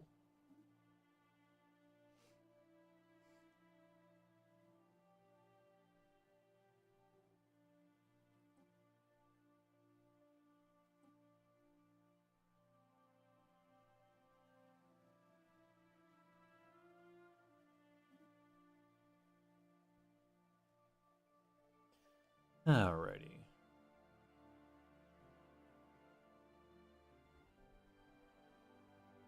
Rumors around a new faction may be formed inspired by so-called manifestism. A proponent speaks of contradictory and bizarre causes.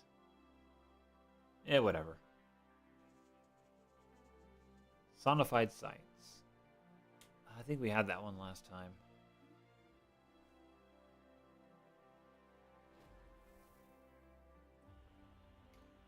Alright. Finally we found a spacefaring civilization. Now, order is complete. Tech ascendancy. Strategic research, and that's an alpine world. Oh, pretty far away now. Oh, habitability 5%. Yes, please. Found Zro, of all things.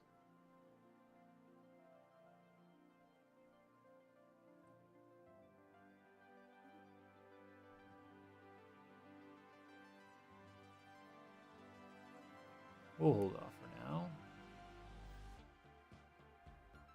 Metal coral. Cool.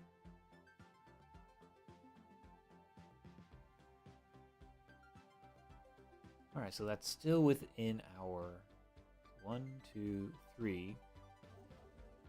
See if we can get 4. Access to Wentwork would be nice. Yeah, that'll do. Art finds a way. Society on the prison is blossoming with a rich culture and deep appreciation for art. The inhabitants are putting down their weapons in favor of writing instruments. With this newfound willingness to learn and explore beyond conflict, we could be witnessing the dawn of a golden age. Wonderful it is a privilege to witness the birth of such beauty. Tomb world. Nah. Hold off.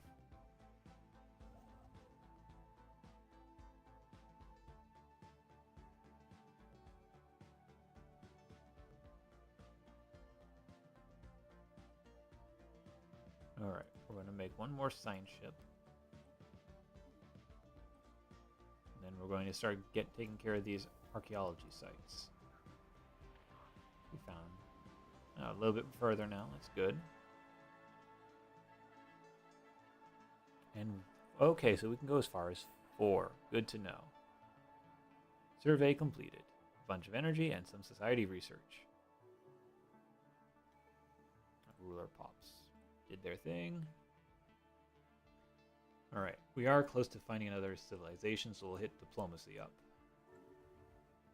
Ooh, a Cybrex Eternal Fortress. Science Vessel found the lone fortress on this world, long abandoned yet remarkably pristine condition. And is also a terraforming subject. This tiny little dude! Alright.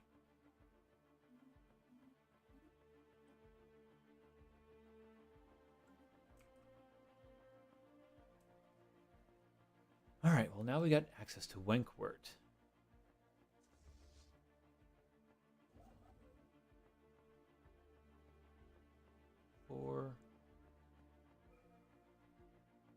Oh.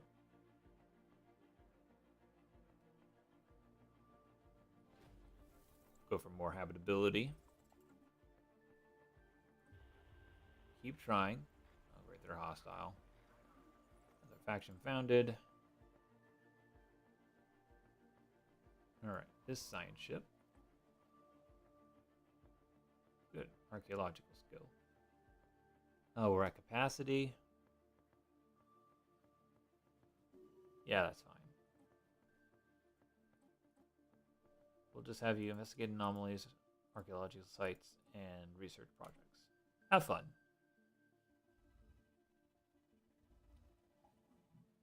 Several mining platforms are attached to this asteroid in the Withier system. Held together by chains and hooks, these platforms have several drill arms that can be remotely operated. A small bay has already been carved out of the asteroid, likely to be used as a storage area for newly mined minerals, until they can be picked up. Looks like whoever started mining this asteroid left in a hurry, leaving the platform surprisingly intact.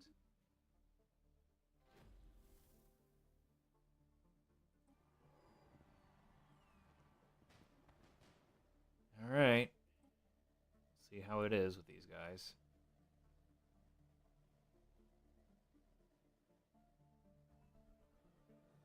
The buzz surrounding the Manifesti faction has quieted, fading as quickly as the arrival of protests which started it. Some activists we spoke to claimed their motivations ranged from pure satire to conscientious objection. Attendance at galleries and museums has ever been higher, but the public gaze has already moved on to newer, controversial groups of artists.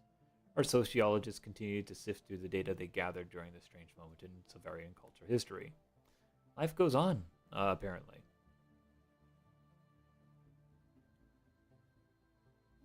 Alright.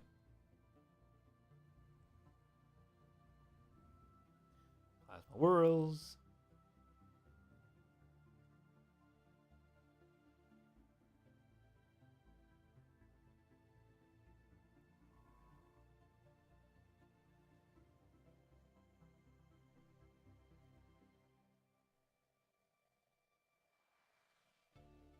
Alright.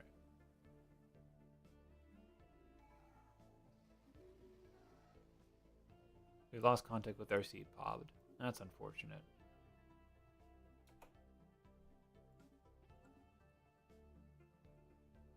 Don't remember you. I bring greetings from the Grand Marshal Glump, the undisputed ruler of the great Pogwan hegemony. Respect our borders and keep out of our affairs, and perhaps our mighty fleets will remain from visiting your worlds. Nice to meet you. Where are you? Oh, wow, you're interesting. Well, we won't bother improving relations yet.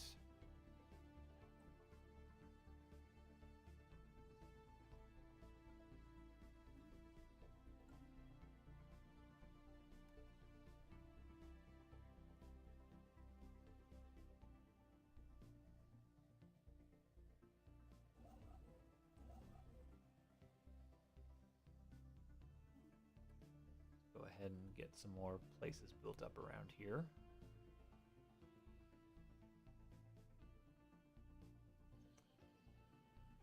Wankwort.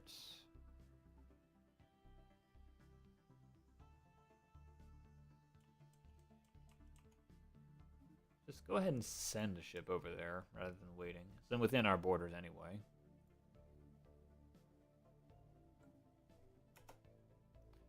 Ah, right, we wanted to do something here.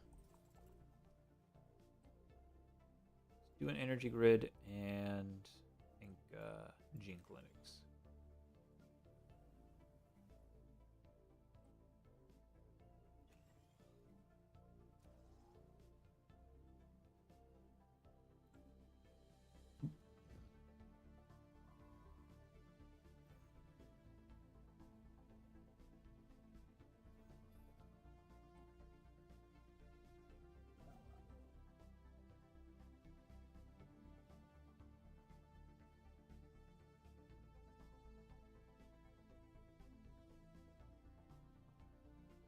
So 1, 2, 3, 4. That'll have to do.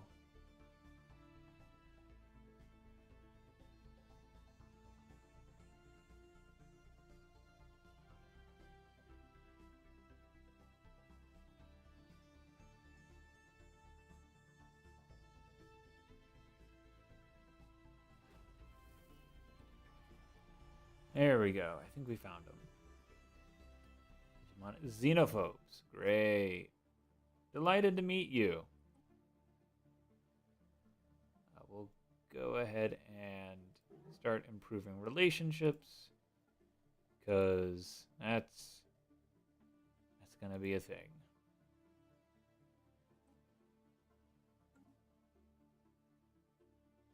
The better they like us, the better off we'll be. Oh dear, our scientists no longer get home.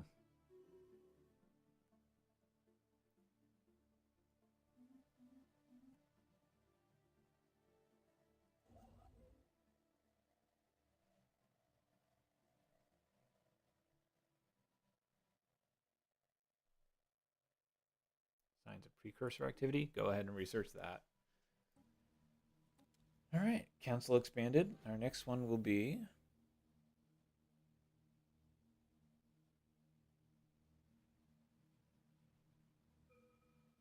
Evolved Society.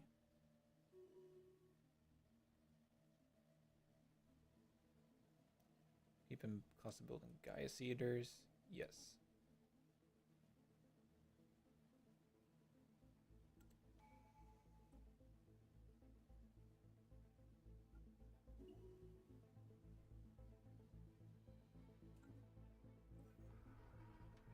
Message in a bottle.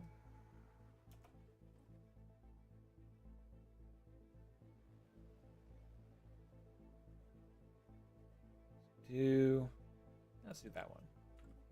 As we expected, the interior of this solar sailor is appropriately oh, we've done this one already. Proceed.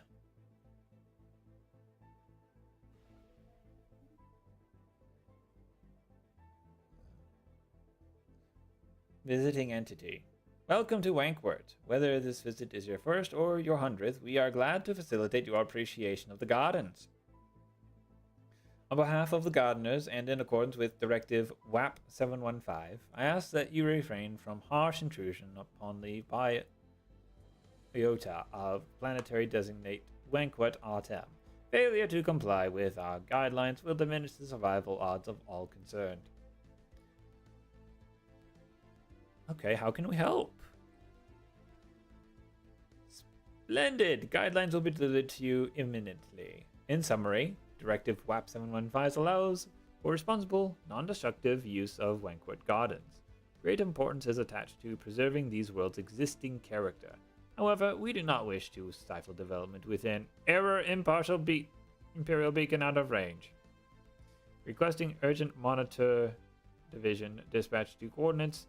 Blah blah blah. Failed. Retrying. Failed. Retrying. Failed. Retrying. Okay. So, culture and research.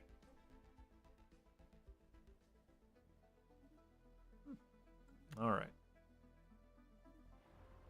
Low awareness. What's the current setup for that?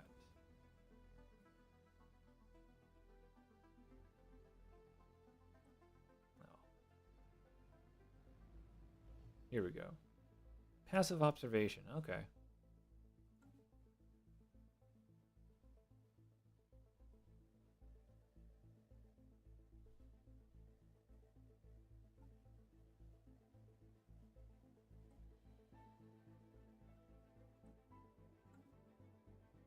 All right, 50%. I'll get a little bit higher.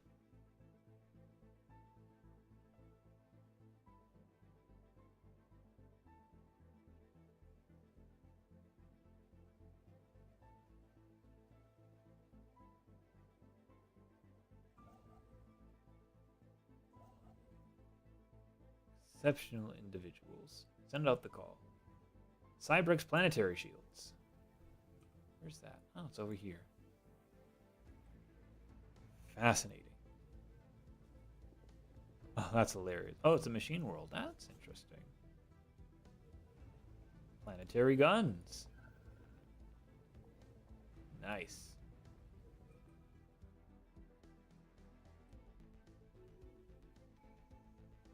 Ah, ruler election.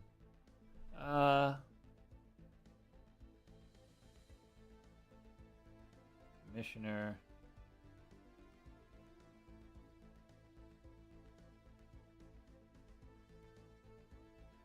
Yeah, let's let them keep doing a job.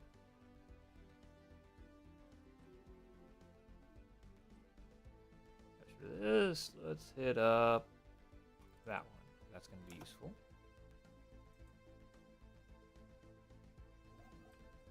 Alright, let's get a starbase on this one. 3, 4. Just so we can establish our border here. Oh, we got open borders. That was unexpected. Alright.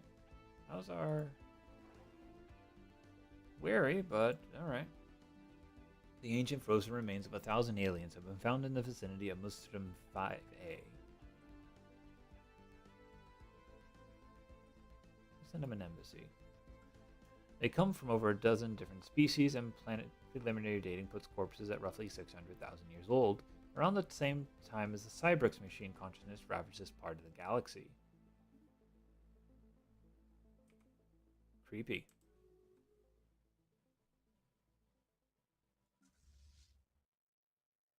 Alright, we've got a fair bit. Let's go ahead and build some more corvettes. 1, 3.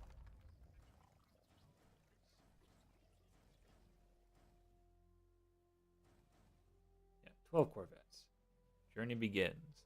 We are witnessing the inhabitants of the prison taking their first steps towards enlightenment. They look up, opening themselves to the mysteries of the universe. As artistic expression develops in their culture, so does art's power to capture the spiritual striving of the society. They yearn for something beyond themselves to believe in.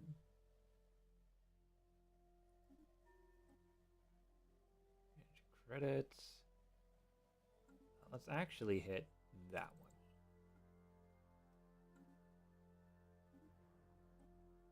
Metal armor? Yeah, that's fine.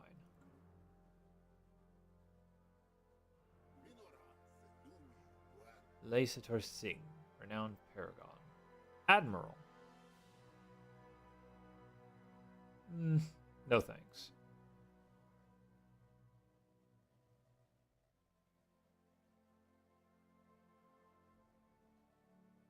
I think we're going to go ahead and pop this starbase up, as well as the one on this world. Cybrix satellite grid. Neat.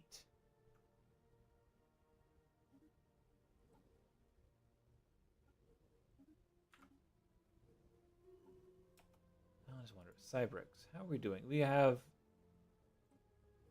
none of those. Okay.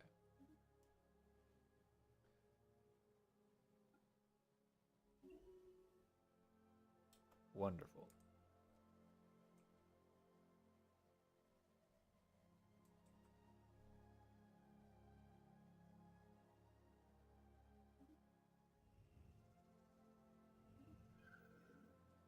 Crystal Codex. Sounds familiar. Translate the lyrics. Ah, yeah, this is that one.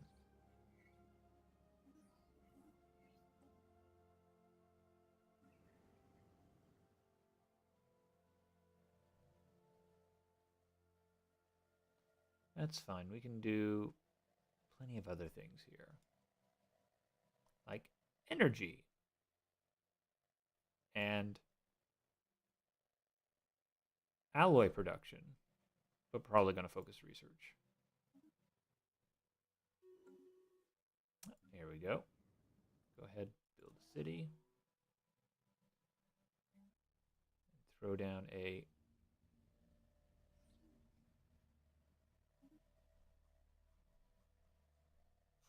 there should be a ranger thing we can throw down here. Here we go. Oh yeah, we got a lot of good stuff here. I'm gonna go for research. Object. Some more level ups. The High Commissioner. Spark of Genius. Minister of Defense. Fleet Organizer. More lyrics. Ah, that'll be useful. Get ourselves a planetary hall of judgment to get things moving. Oh, good, we can build that next. Remarkable vessel. Simply remarkable.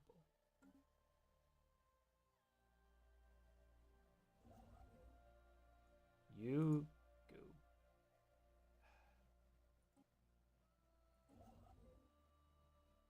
Build. Go back to here. Political frontier. Established factions and fledgling movements alike have taken an unusually keen interest in our new colony on Wankwort. From the moment we announced settlement on this modest planet, nearly every political voice in the Silverian Interplanetary Confederacy had something to say about it. Our analysts don't suspect that anything truly radical is taking root, but they advise some caution. It's clear our various political entities intend to campaign vigorously on this burgeoning world.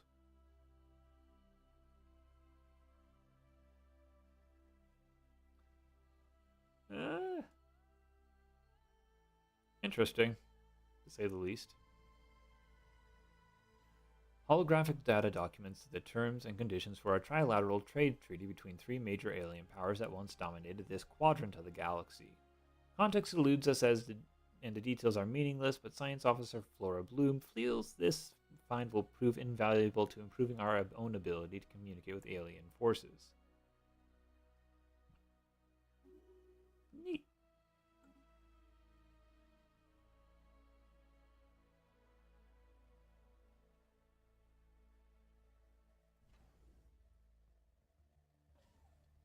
Do that. And a couple of anchorages in here. I'm going to do this. And some turrets. More lyrics.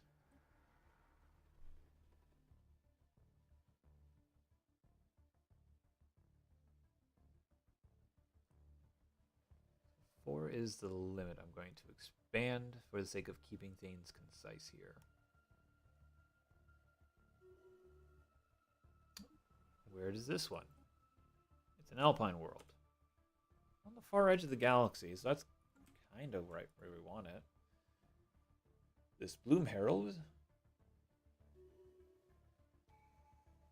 will take on Researcher.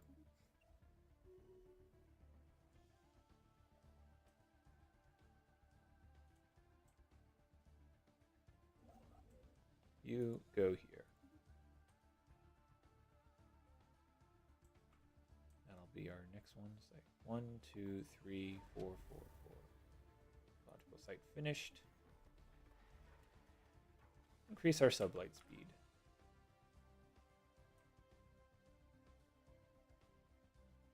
An invitation. Go for it.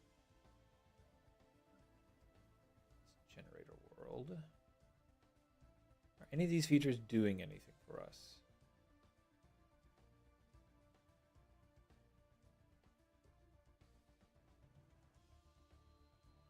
Mysterious monolith.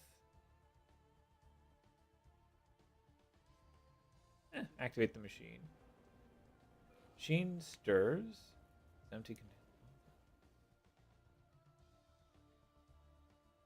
Buzzing dramatic pause. A metallic panel slides back, and a ship-sized cylinder rolls out of the machine. It is empty, containing content long evaporated through a corroded sealing cap. The container itself is still in good shape, though, and the unknown alloy is on par with the metal we used to make our ships. Daily alien we found there all died from vacuum exposure, and each individual had the barcode of the Cybrix were known to laser onto the skin of organic captives.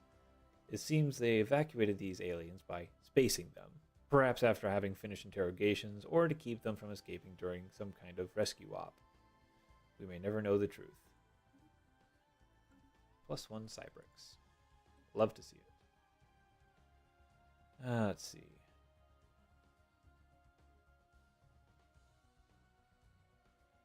Just do something really cheap here instead.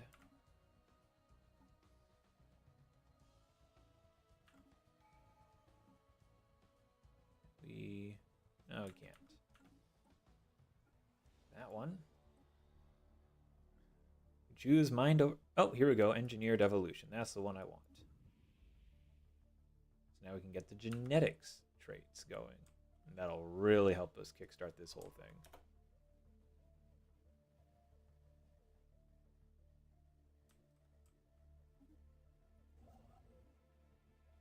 One, two, three. 4, 4, 4. Or no, 4, 4, 4. Oh, they want commercial and non-aggression and research. Oh, looks like we're having pretty good relations with these people. They're cordial with us. Neat.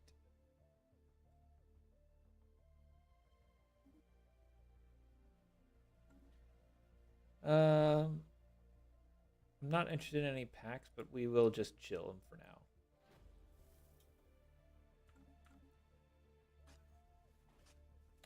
Oh, the hieroglyphics. Yes, that's going to be for that, which will be useful. Hopefully. Very nice. Planetary capital.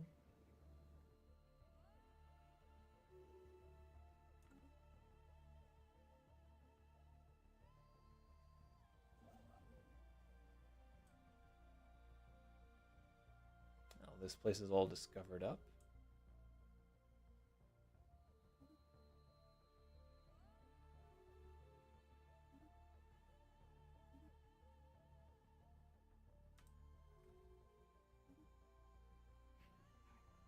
I'm surprised that the xenophobes are actually okay with us. Yeah, better tech than them, that's for sure. Alright, now that we have genetic engineering online, we're going to go ahead and move on.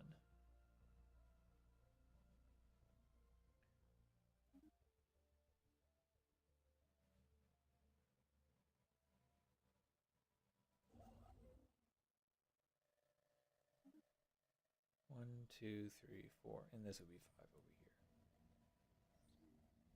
here. Yeah, that's too bad.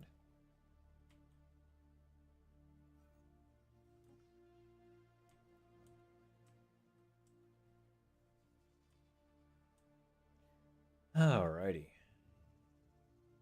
Floating trees. Space food. Plus 25. Woo! That's a good house. Good food.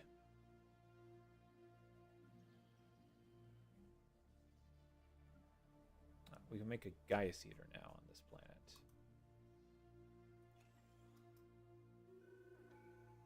Asteroid approaching the prison. A small atmospheric lab on our observation post has detected a Class 4 asteroid on an incoming trajectory. Unless action is taken, it will impact the moon's western hemisphere with enough force to cause an extinction-level event.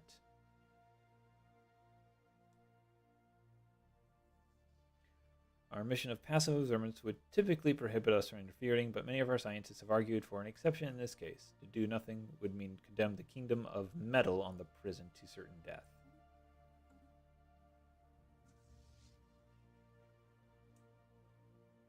Don't know if we'll get there in time. We'll see. Hieroglyphics continue.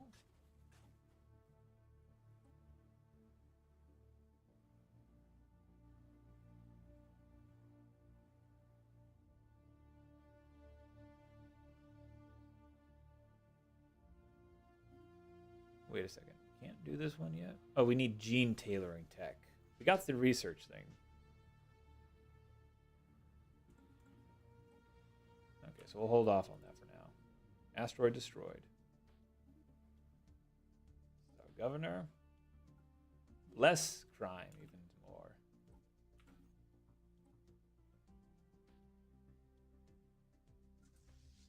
Go get upgraded.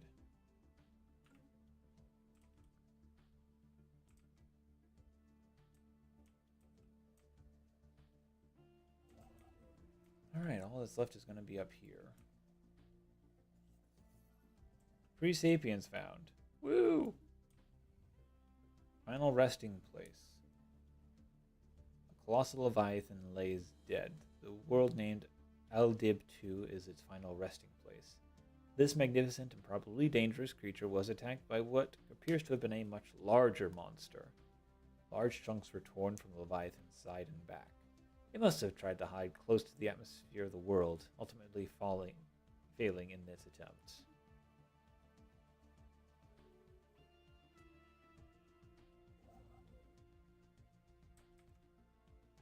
Ooh, more signs of precursor activity. Yes, please.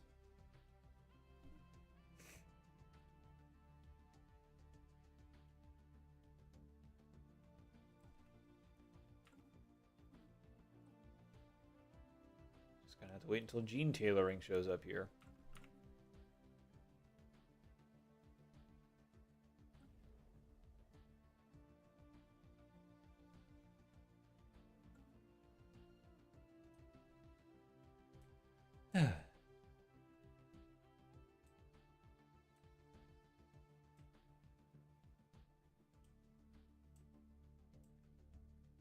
Ancient Cybrix base.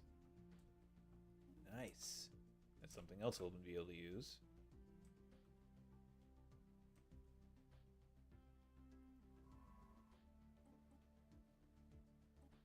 Add special projects to your list. Because that'll be definitely something that we can get some use out of.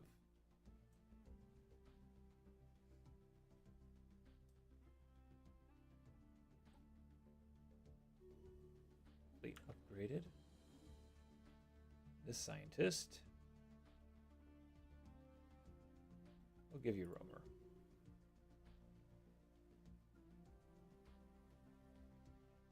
Okay. Need exotic gases.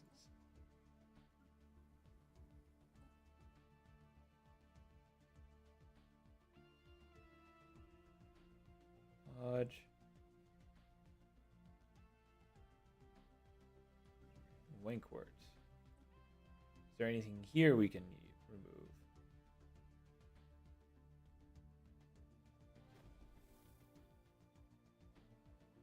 Interesting.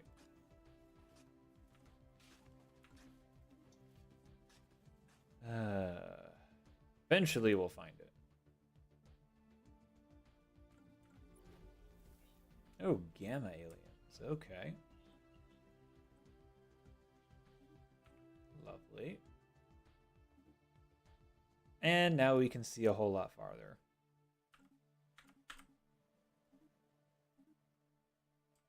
Well, that's interesting to see. An automated dreadnought. Oh, that explains that.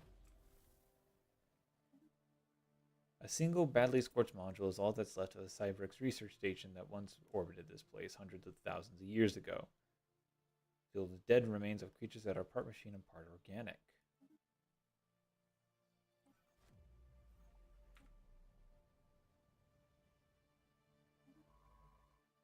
Oh, we lost our scientist somehow. All right, you were doing archaeological complete. Okay, what were you doing?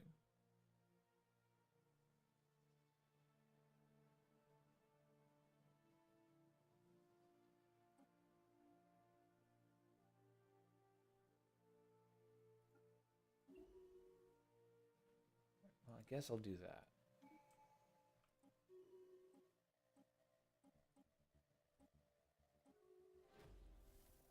Gain some favor.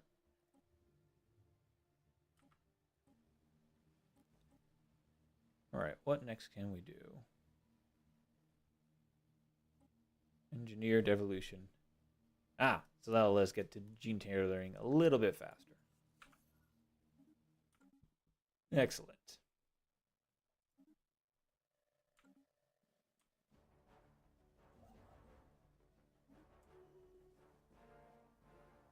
Zeraitan Star Corps. Democratic Crusaders. We will not risk altercation. Oh, you're over there. And you're at war. Wonderful. Crystals.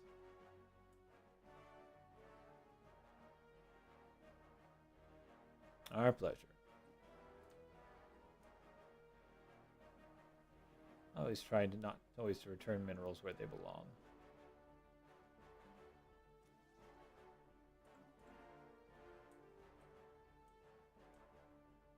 One, two, three, four. That would be our last one. Wah, aliens. Wah.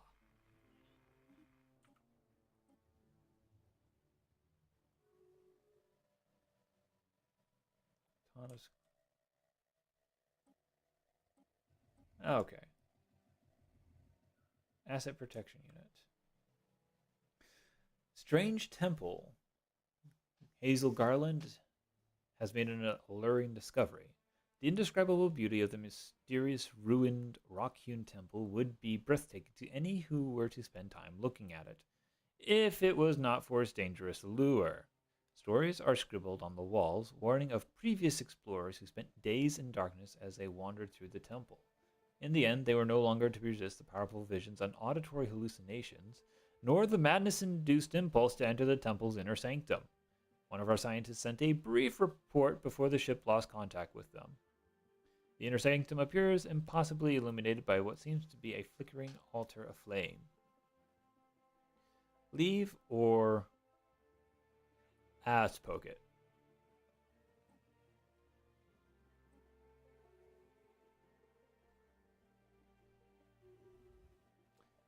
Cybrex Manufactorum. Expedition led by Iris Oak has found something remarkable.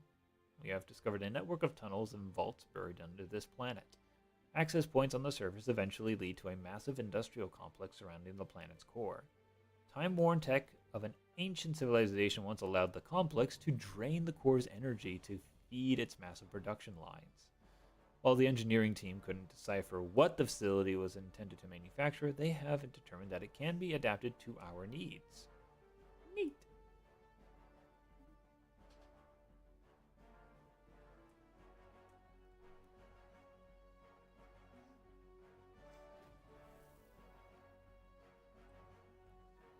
We are missing something. Nona, renowned paragon, well-traveled explorer with a deep knowledge of many foreign cultures, as interested in trade and profit as scientific discoveries. Reduce, 5 consumer good upkeep, increased resource discovery chance, reduced upkeep, and increased experience gain. Not on the council. Central range, sublight speed, not interested. Very hot planet. Research that.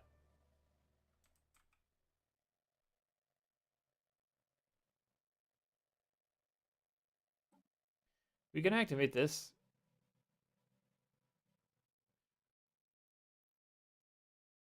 So we can make a machine world with it. Unlocks the simulate planet decision for uninhabitable worlds in our borders.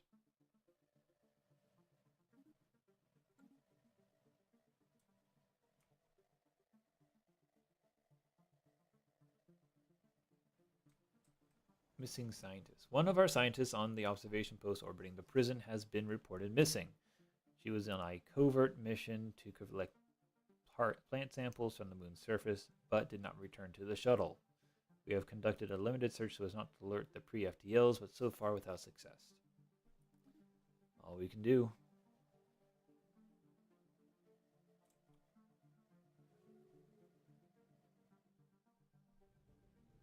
Oh, you're the void clouds.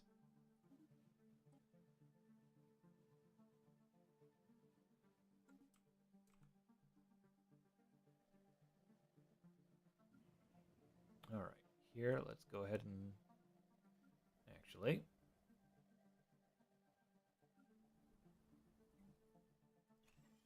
throw that here. Archaeological project completed. Another Cybrex artifact. If we find a Cybrex, that'll be nice.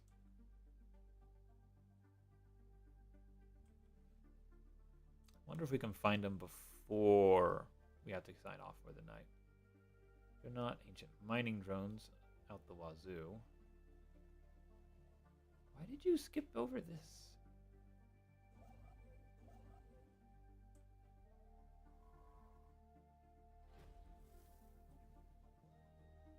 Oh, clouds. Yep, that's what I thought.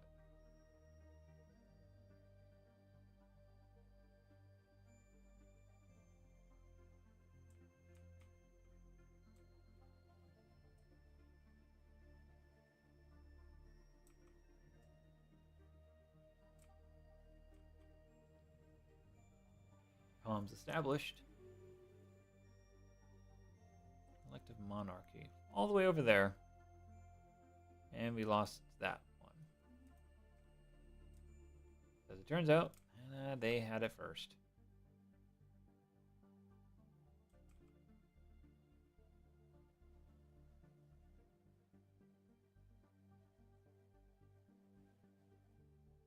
I'm going to go ahead and build this up to get more cedars out. So hopefully we can get more of our Yankees doing stuff.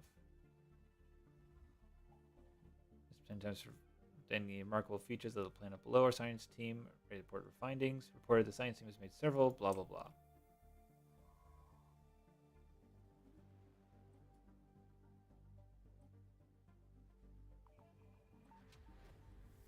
Oh, birth of space piracy.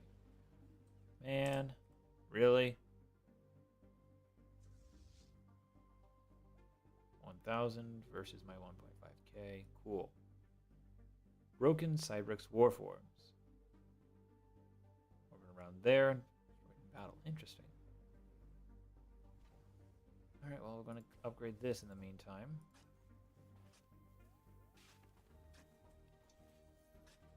Wonderful.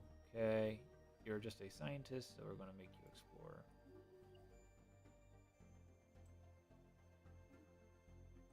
And it hasn't ruined EHOF. Wonderful.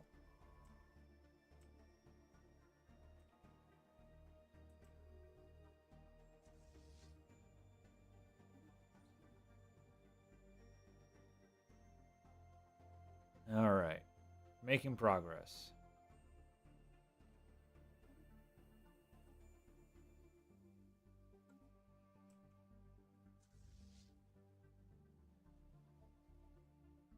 All right, space piracy will now be taken care of.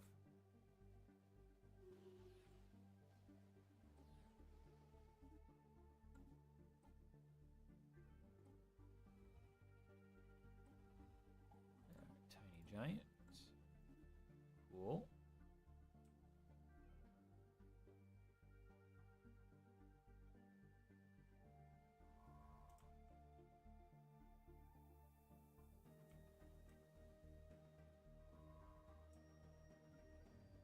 Floating kelp. And now there's peace. And they are part of their hegemony. Crap. They are trying to harm our relations, but I won't let them.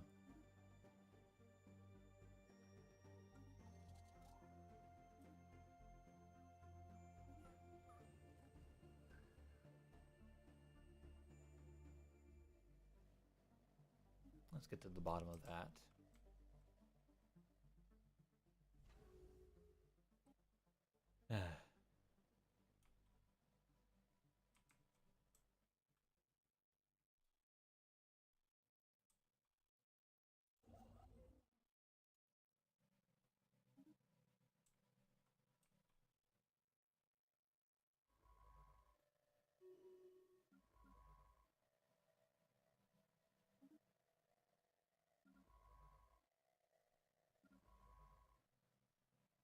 So much.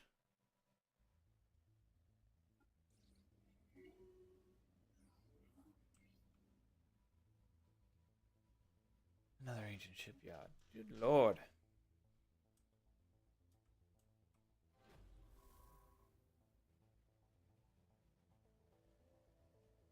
I'm just going to have you go straight to this one, because I want that one done. Keep digging in this 2-angled world.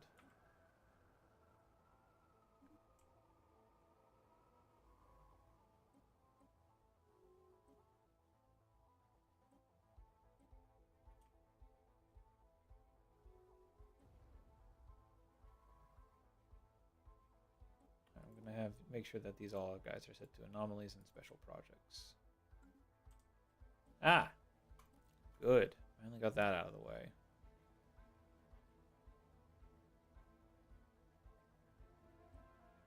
There we go.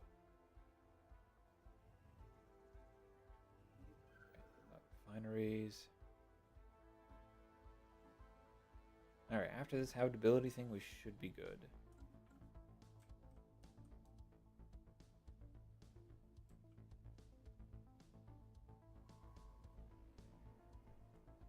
"42 years, 3 days. Closer scan debris field around Ferrothorn C has led to discovery of an airtight capsule containing an atomic clock." Ah.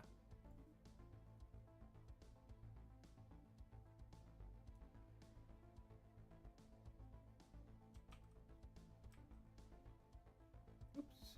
Survey that system, please. So this is one I gotta keep an eye out for.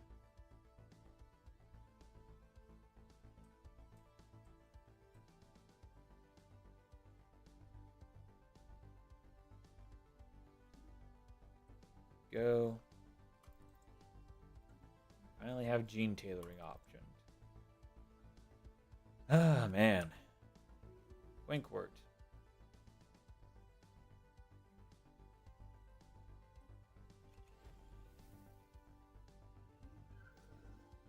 Get some research labs up and then get a building set up. Target of Clawshish Bailey. Not that you can need the machine world. You're not even machine types.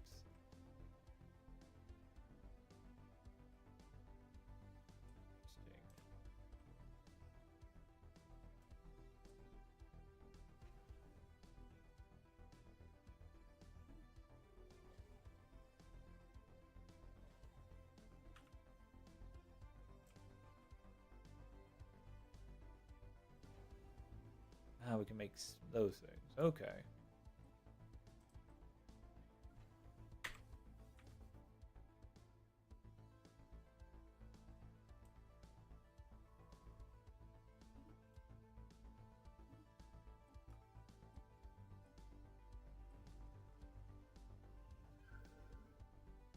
Huh.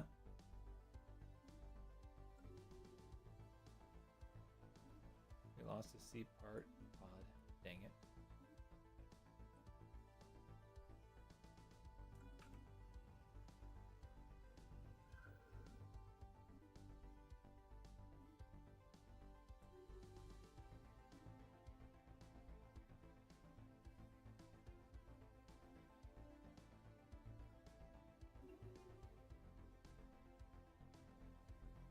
So much stuff going on.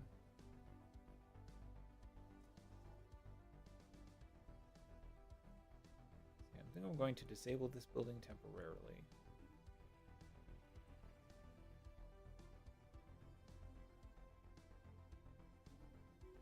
Oh, you know what? That doesn't actually do anything for us.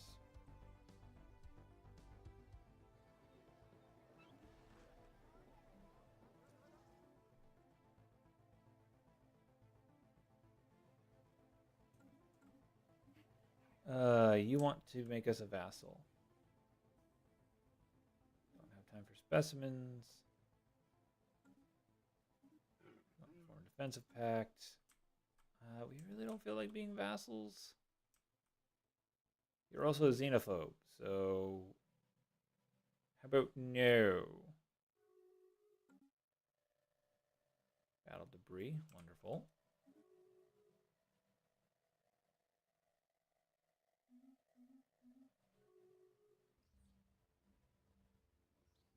Our scientists have returned from the Ziven labs unscathed with footage collected from the city's facility security cameras.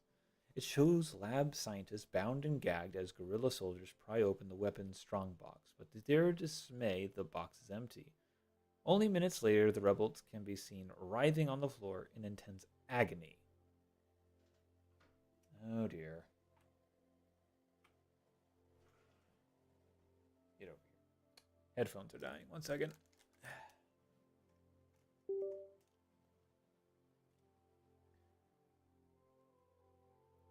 Dark patches swelling across their bodies, then their skin rips away and a gray, unidentifiable matter spills out.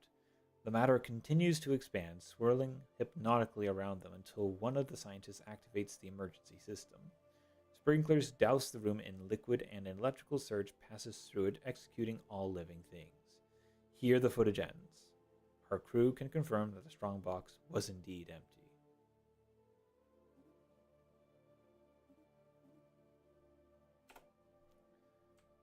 Alright. Still friendly. Despite being xenophobes.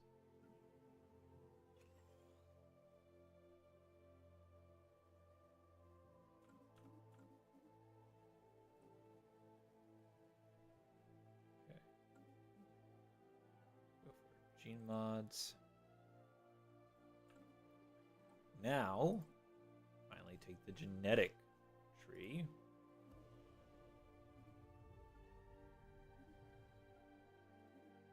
Probably just fill this tree out with how long we've waited. Yep. Alright, that's done. Take that one next. Go here. Find our biogenesis. There we go. That'll be the next one we do. How's our Cybrex stuff coming?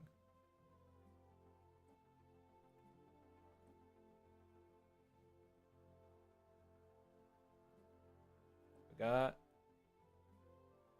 3 of 6 and 2 more that need to be researched. Where's our... What do you... Research these, please. Goodness gracious. And a space whale has come over. Excellent.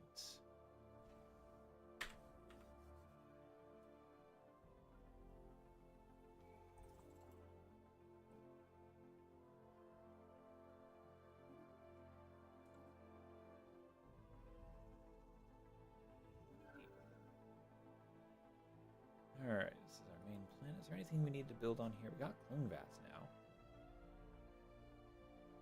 I think... Do another city thing here.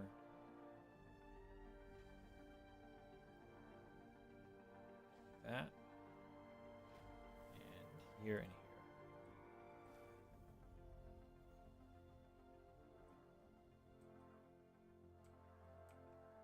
We have a decent setup. Not expanding too far, just far enough.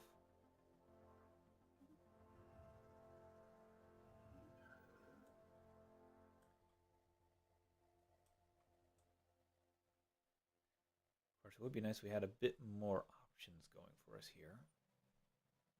But we'll fix that soon.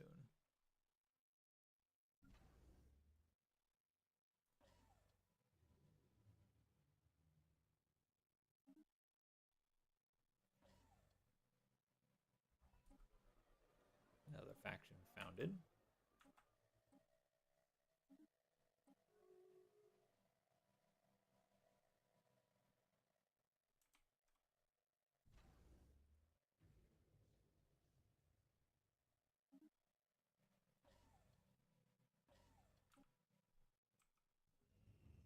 Strange eggs. Neat.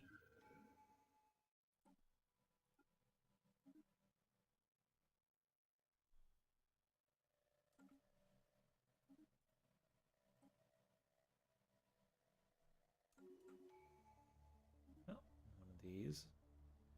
Our Bloom Herald.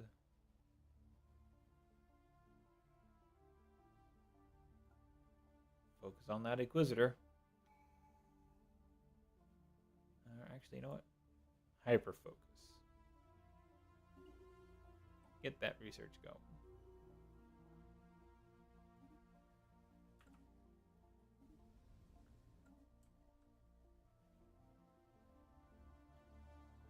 Grab you. Go to Hell's Maw.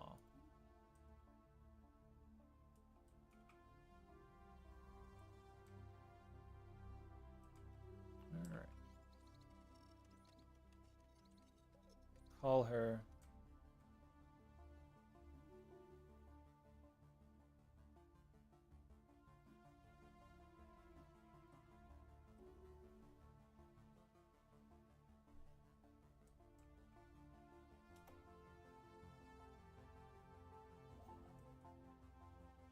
And we'll get access to this thing.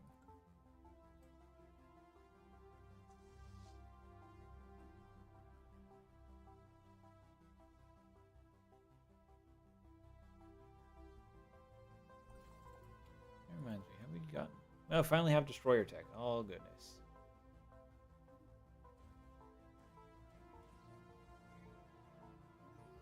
Impact, we don't care. Get some destroyers up here to get our fleet a little bit more punchy.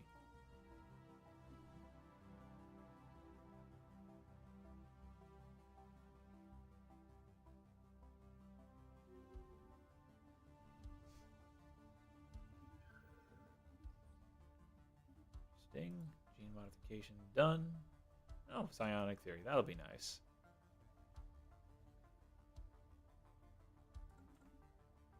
Alright. Where was this? Oh.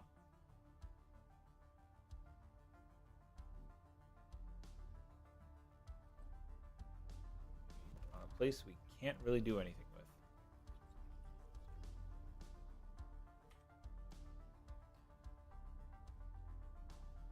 Technology continues to progress on the prison as industrial takes their society to new heights. The most recent breakthrough in engineering has revolutionized their use of transportation and brought them a step closer to planetary unification.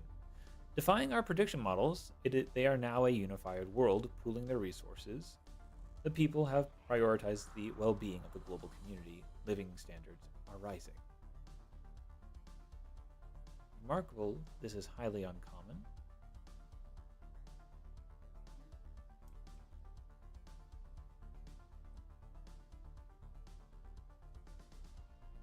Let's discover a precursor insight.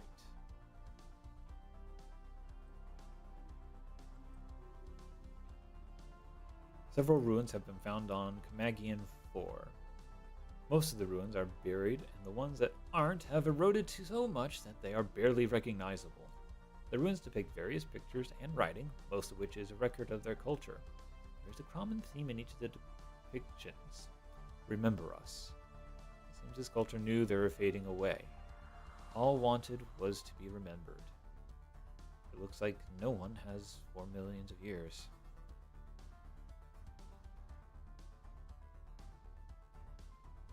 All beauty decay eventually. They left them like this? Or just, hey, that's cool. Archaeological project completed.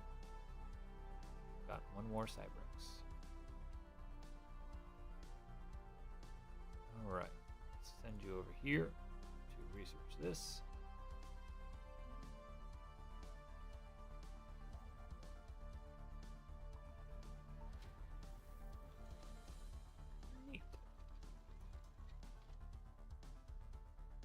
Alright.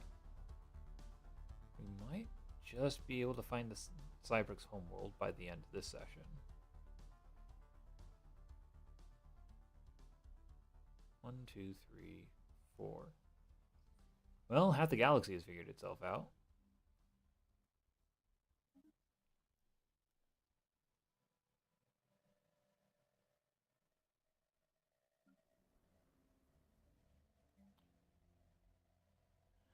What else we got here? Yes, do that. Oh, abstract physics theory. Love it.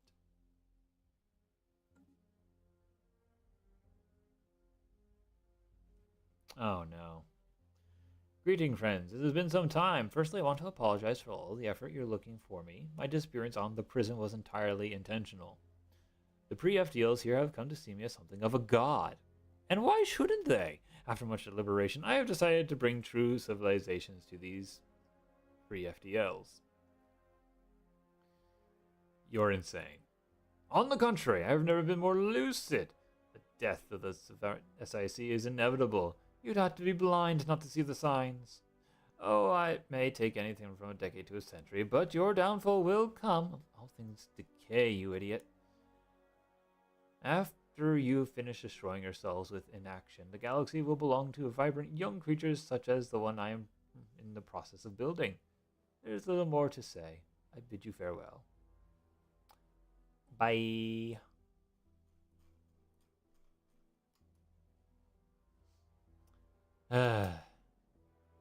Delusions of grandeur indeed.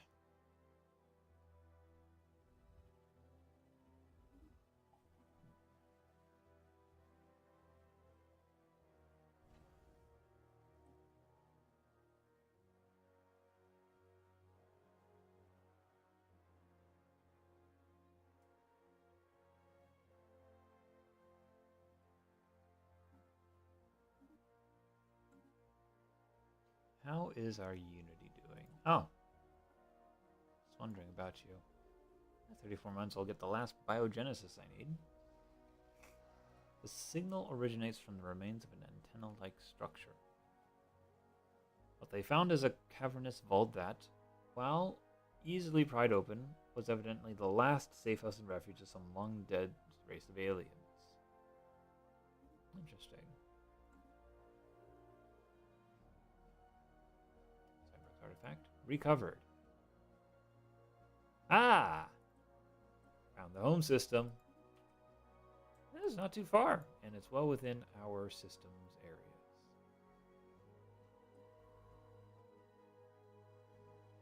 It is, however,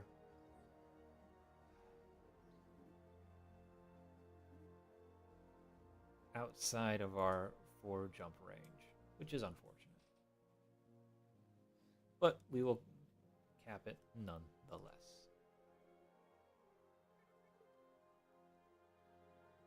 Flora Bloom. Leaked information. A significant leak has occurred, exposing sensitive information and crucial security details to the public. Includes schematics of military installations, details of neural interface experiments, and proof of surveillance of several prominent figures. Flora Bloom has been identified as one as responsible for this disaster. Mistakes happen. Either way, we lose encryption. Scientist Flora Bloom. Which one are you?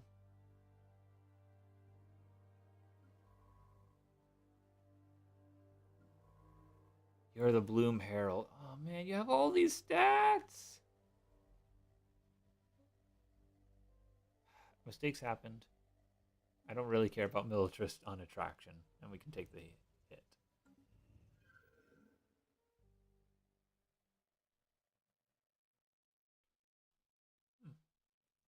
Intriguing. Sub-oceans.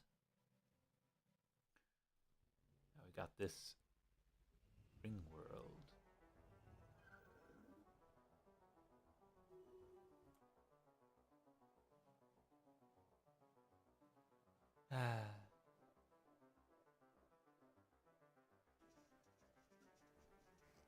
Cool thoughts. We can upgrade this. Do we even have? We have some exotic gases just because, but we don't generate them. So we'll have to hold off on that.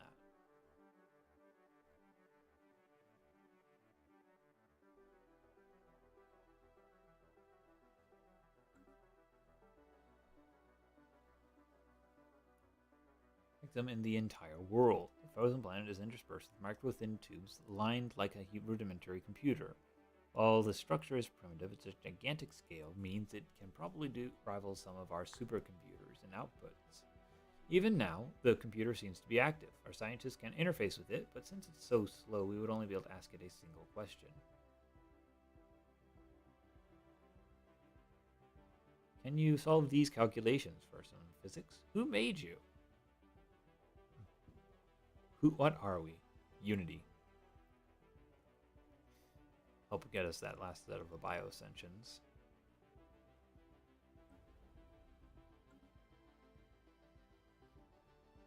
It would seem the Cybrex re-evaluated their galactic crusade against organic life at some point during its 17th year.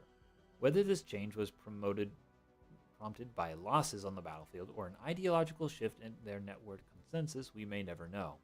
But for whatever reason, the Cybrex decided to halt the campaign. They began a slow withdrawal that lasted for nearly a century until they eventually vanished completely. We now know that they retreated to this system, where they had constructed a massive ring world designed to house their entire civilization. They isolated themselves here for several millennia, until an independent explorer chanced upon their system, and spread its location to the rest of the galaxy. The news that the dreaded Cybrex have been found again had prompted several neighboring powers to organize a massive military expedition, which bombarded the Cybrex ringworld into rubble. Strangely, the Cybrex seemed to have offered no resistance whatsoever.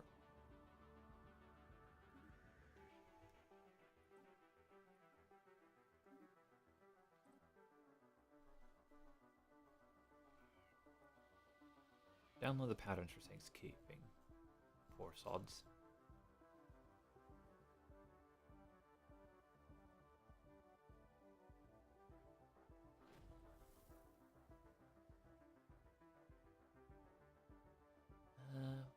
Transcendent learning, why not?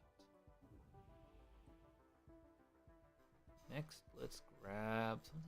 See if there's one more that can perhaps give us some more,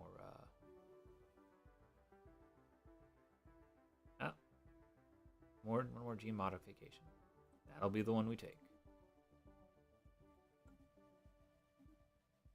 You're the Minister of Defense, you'll be a strategist.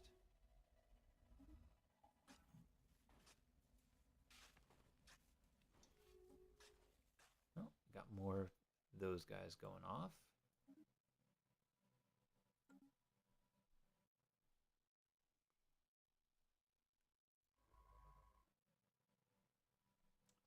grab a ship.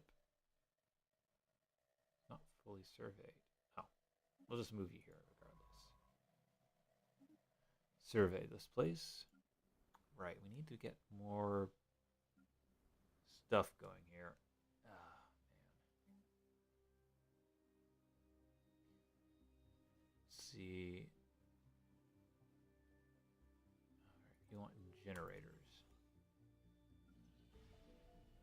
Awareness decreased. Okay.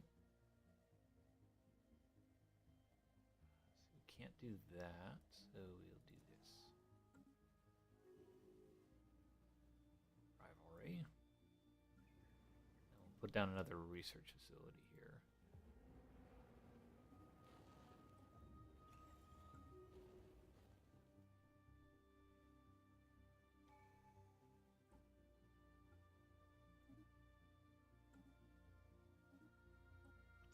Okay, now we can actually start generating exotic gases.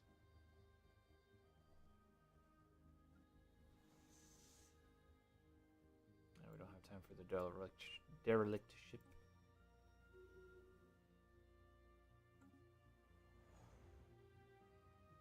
Scrap it. Climate restoration on the docket, that'll be nice.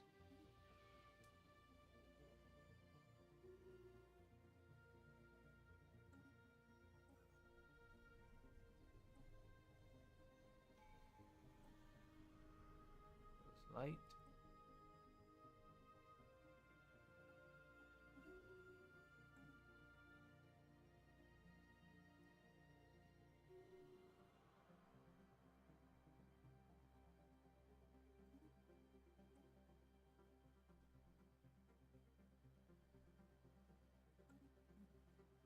Habitability modification would be nice. Actually, no, we want that one.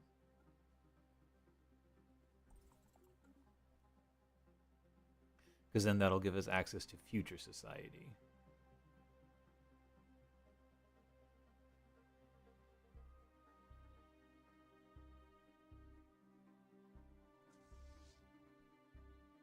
That out of 50.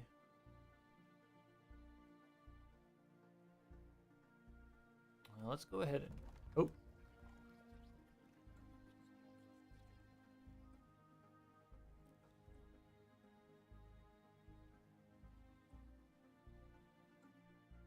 A war has broken out on the prison. In recent years, certain factions on the planet managed to accrue enough wealth to monopolize the means of production.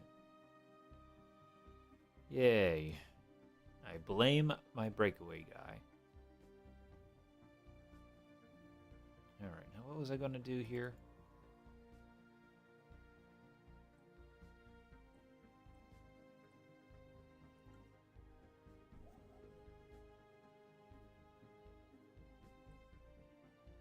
Alright. Well, that was fast. The oppressive power steamrolled the revolutions. Well, that's unfortunate.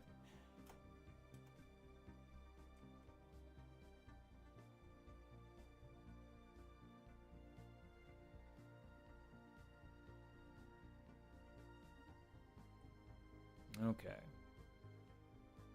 Now, and they're going to war with someone that isn't me. Lovely. Ah, them. Okay, well, he's pursuing, and I'm desperately trying to stay out of war zone. Okay.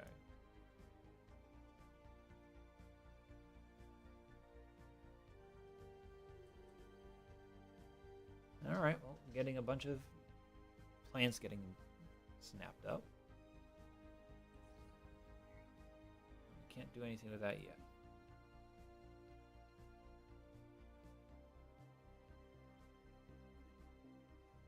We'll keep that cargo pod. You know, I was expecting to do a little bit more expansion around the galaxy with this build, but here we are. Okay, you know what? Let's make our template.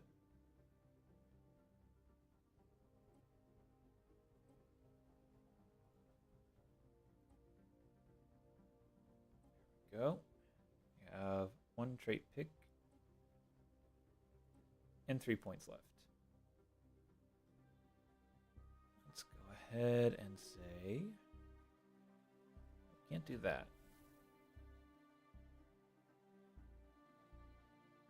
Breath. Inorganic breath. Natural mechanism. Bat grown. Huh, you know what? That's a good one to have.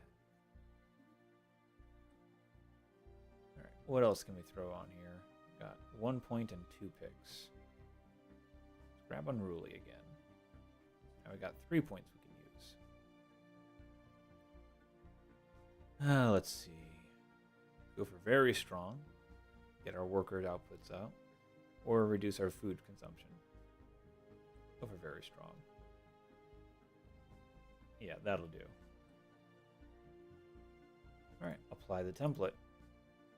Having the 1 extra point wouldn't mean much for us anyway. Bunkerbot. Let it continue its calculations.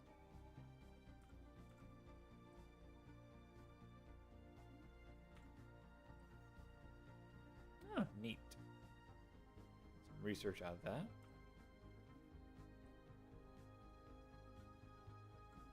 Go for cruisers here.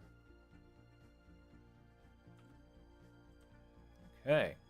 Well, it's 11 o'clock now. About time for us to be winding down. We got the Cybrix homeworld. And we got a decent chunk of this galaxy.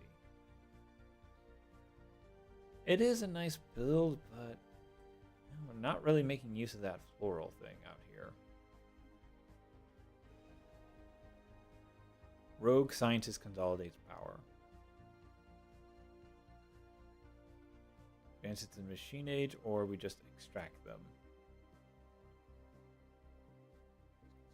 She has given one of the feudal kingdoms access to advanced weaponry, and they are now in the process of conquering the rest of the moon in her name. A plan has been proposed to forcibly extract her, but requires significant ground forces. Many have come to see her as a god. She has violated the Prime Directive.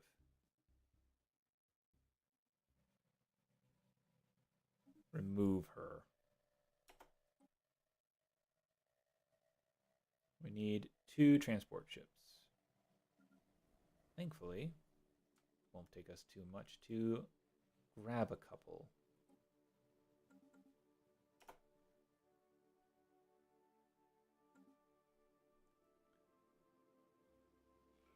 Got the right Titan, wonderful.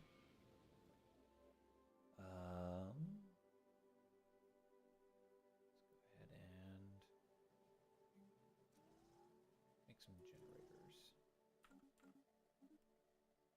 High Commissioner. Give you a researcher. Seagrove. Is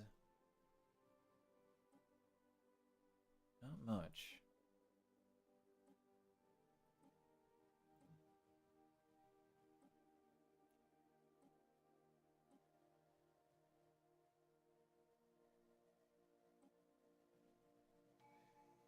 Not much indeed. Alright. Just go ahead and do that. And then set it up for alloys. Alright. Where does that leave us? Not sure.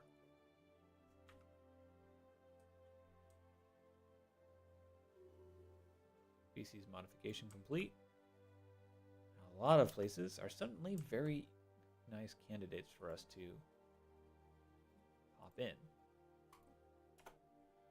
Now we'll go ahead here. Shuttle crash on the prison. During a clandestine mission intercepted by a squadron of atmospheric fighters belonging to a local nation state.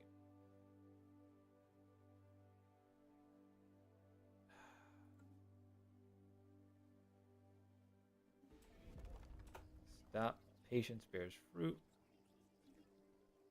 Exposed. Unfortunate.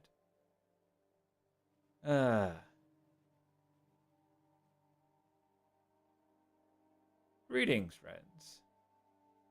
Fascinating. Okay, now I'm going to go ahead and deal with that. And then I'm going to find a science ship that should be near around here. And deal with that.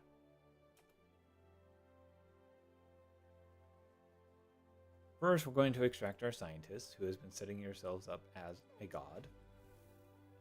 Because they shouldn't be.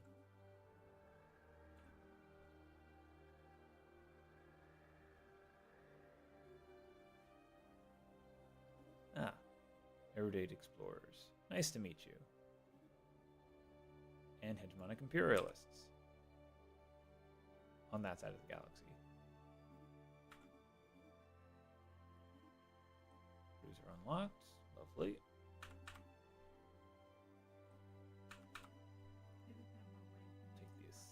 Establish the embassy. We have successfully extracted them. They know we're here, so now it's like, well, you're not a god anymore. You have become aware of us. We will go ahead and improve relations for now.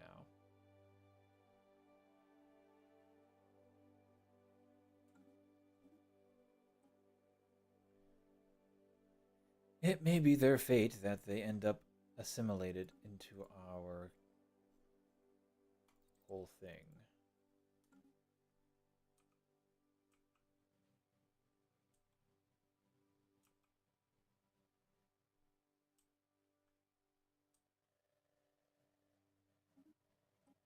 I was hoping to stay hidden from those guys, but the metal on the prison.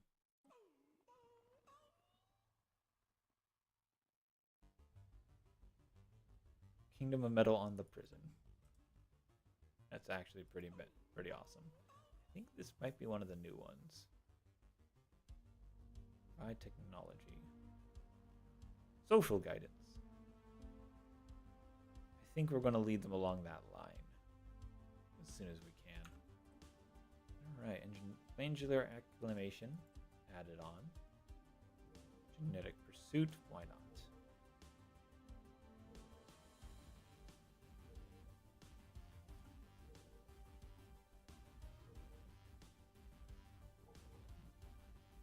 Grab it. Repair automated shipyard. Seed dispersal. We're just gonna have to wait for another one at this point.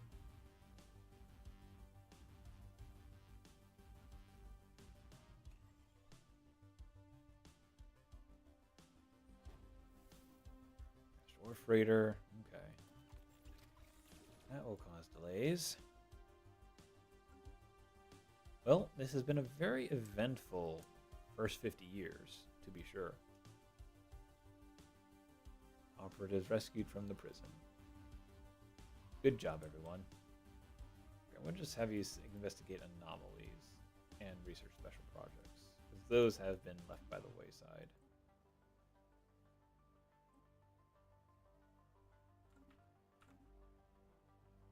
Look to our species. Looking pretty good. They have a strong habitability. We got increased intelligence, increased ability to do stuff, and alloys in that 10%. Basically doing really good. Study that from afar. Let's go ahead and clear some blockers.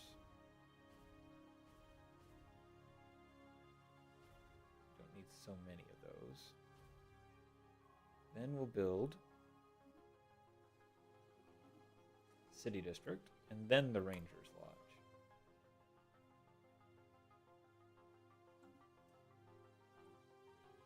Ah yes, the Cybrix Warforge.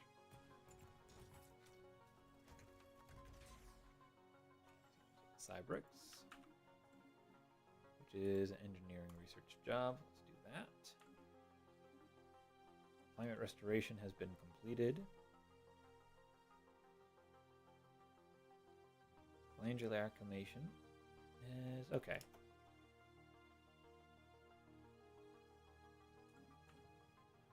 More wrecked battleships.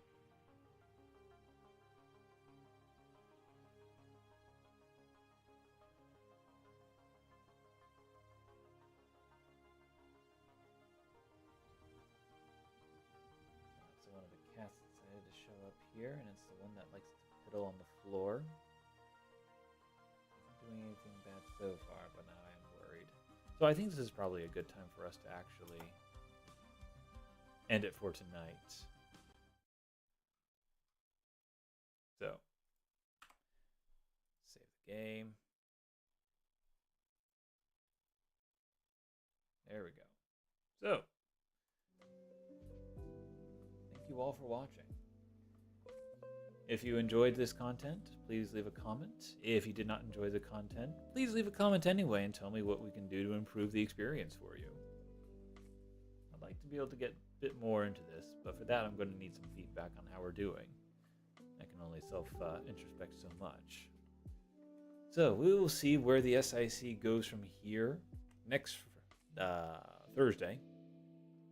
And next Wednesday will be another round of Baldur's Gate. And we're going to keep that up for now just to keep things differentiated between our streaming days.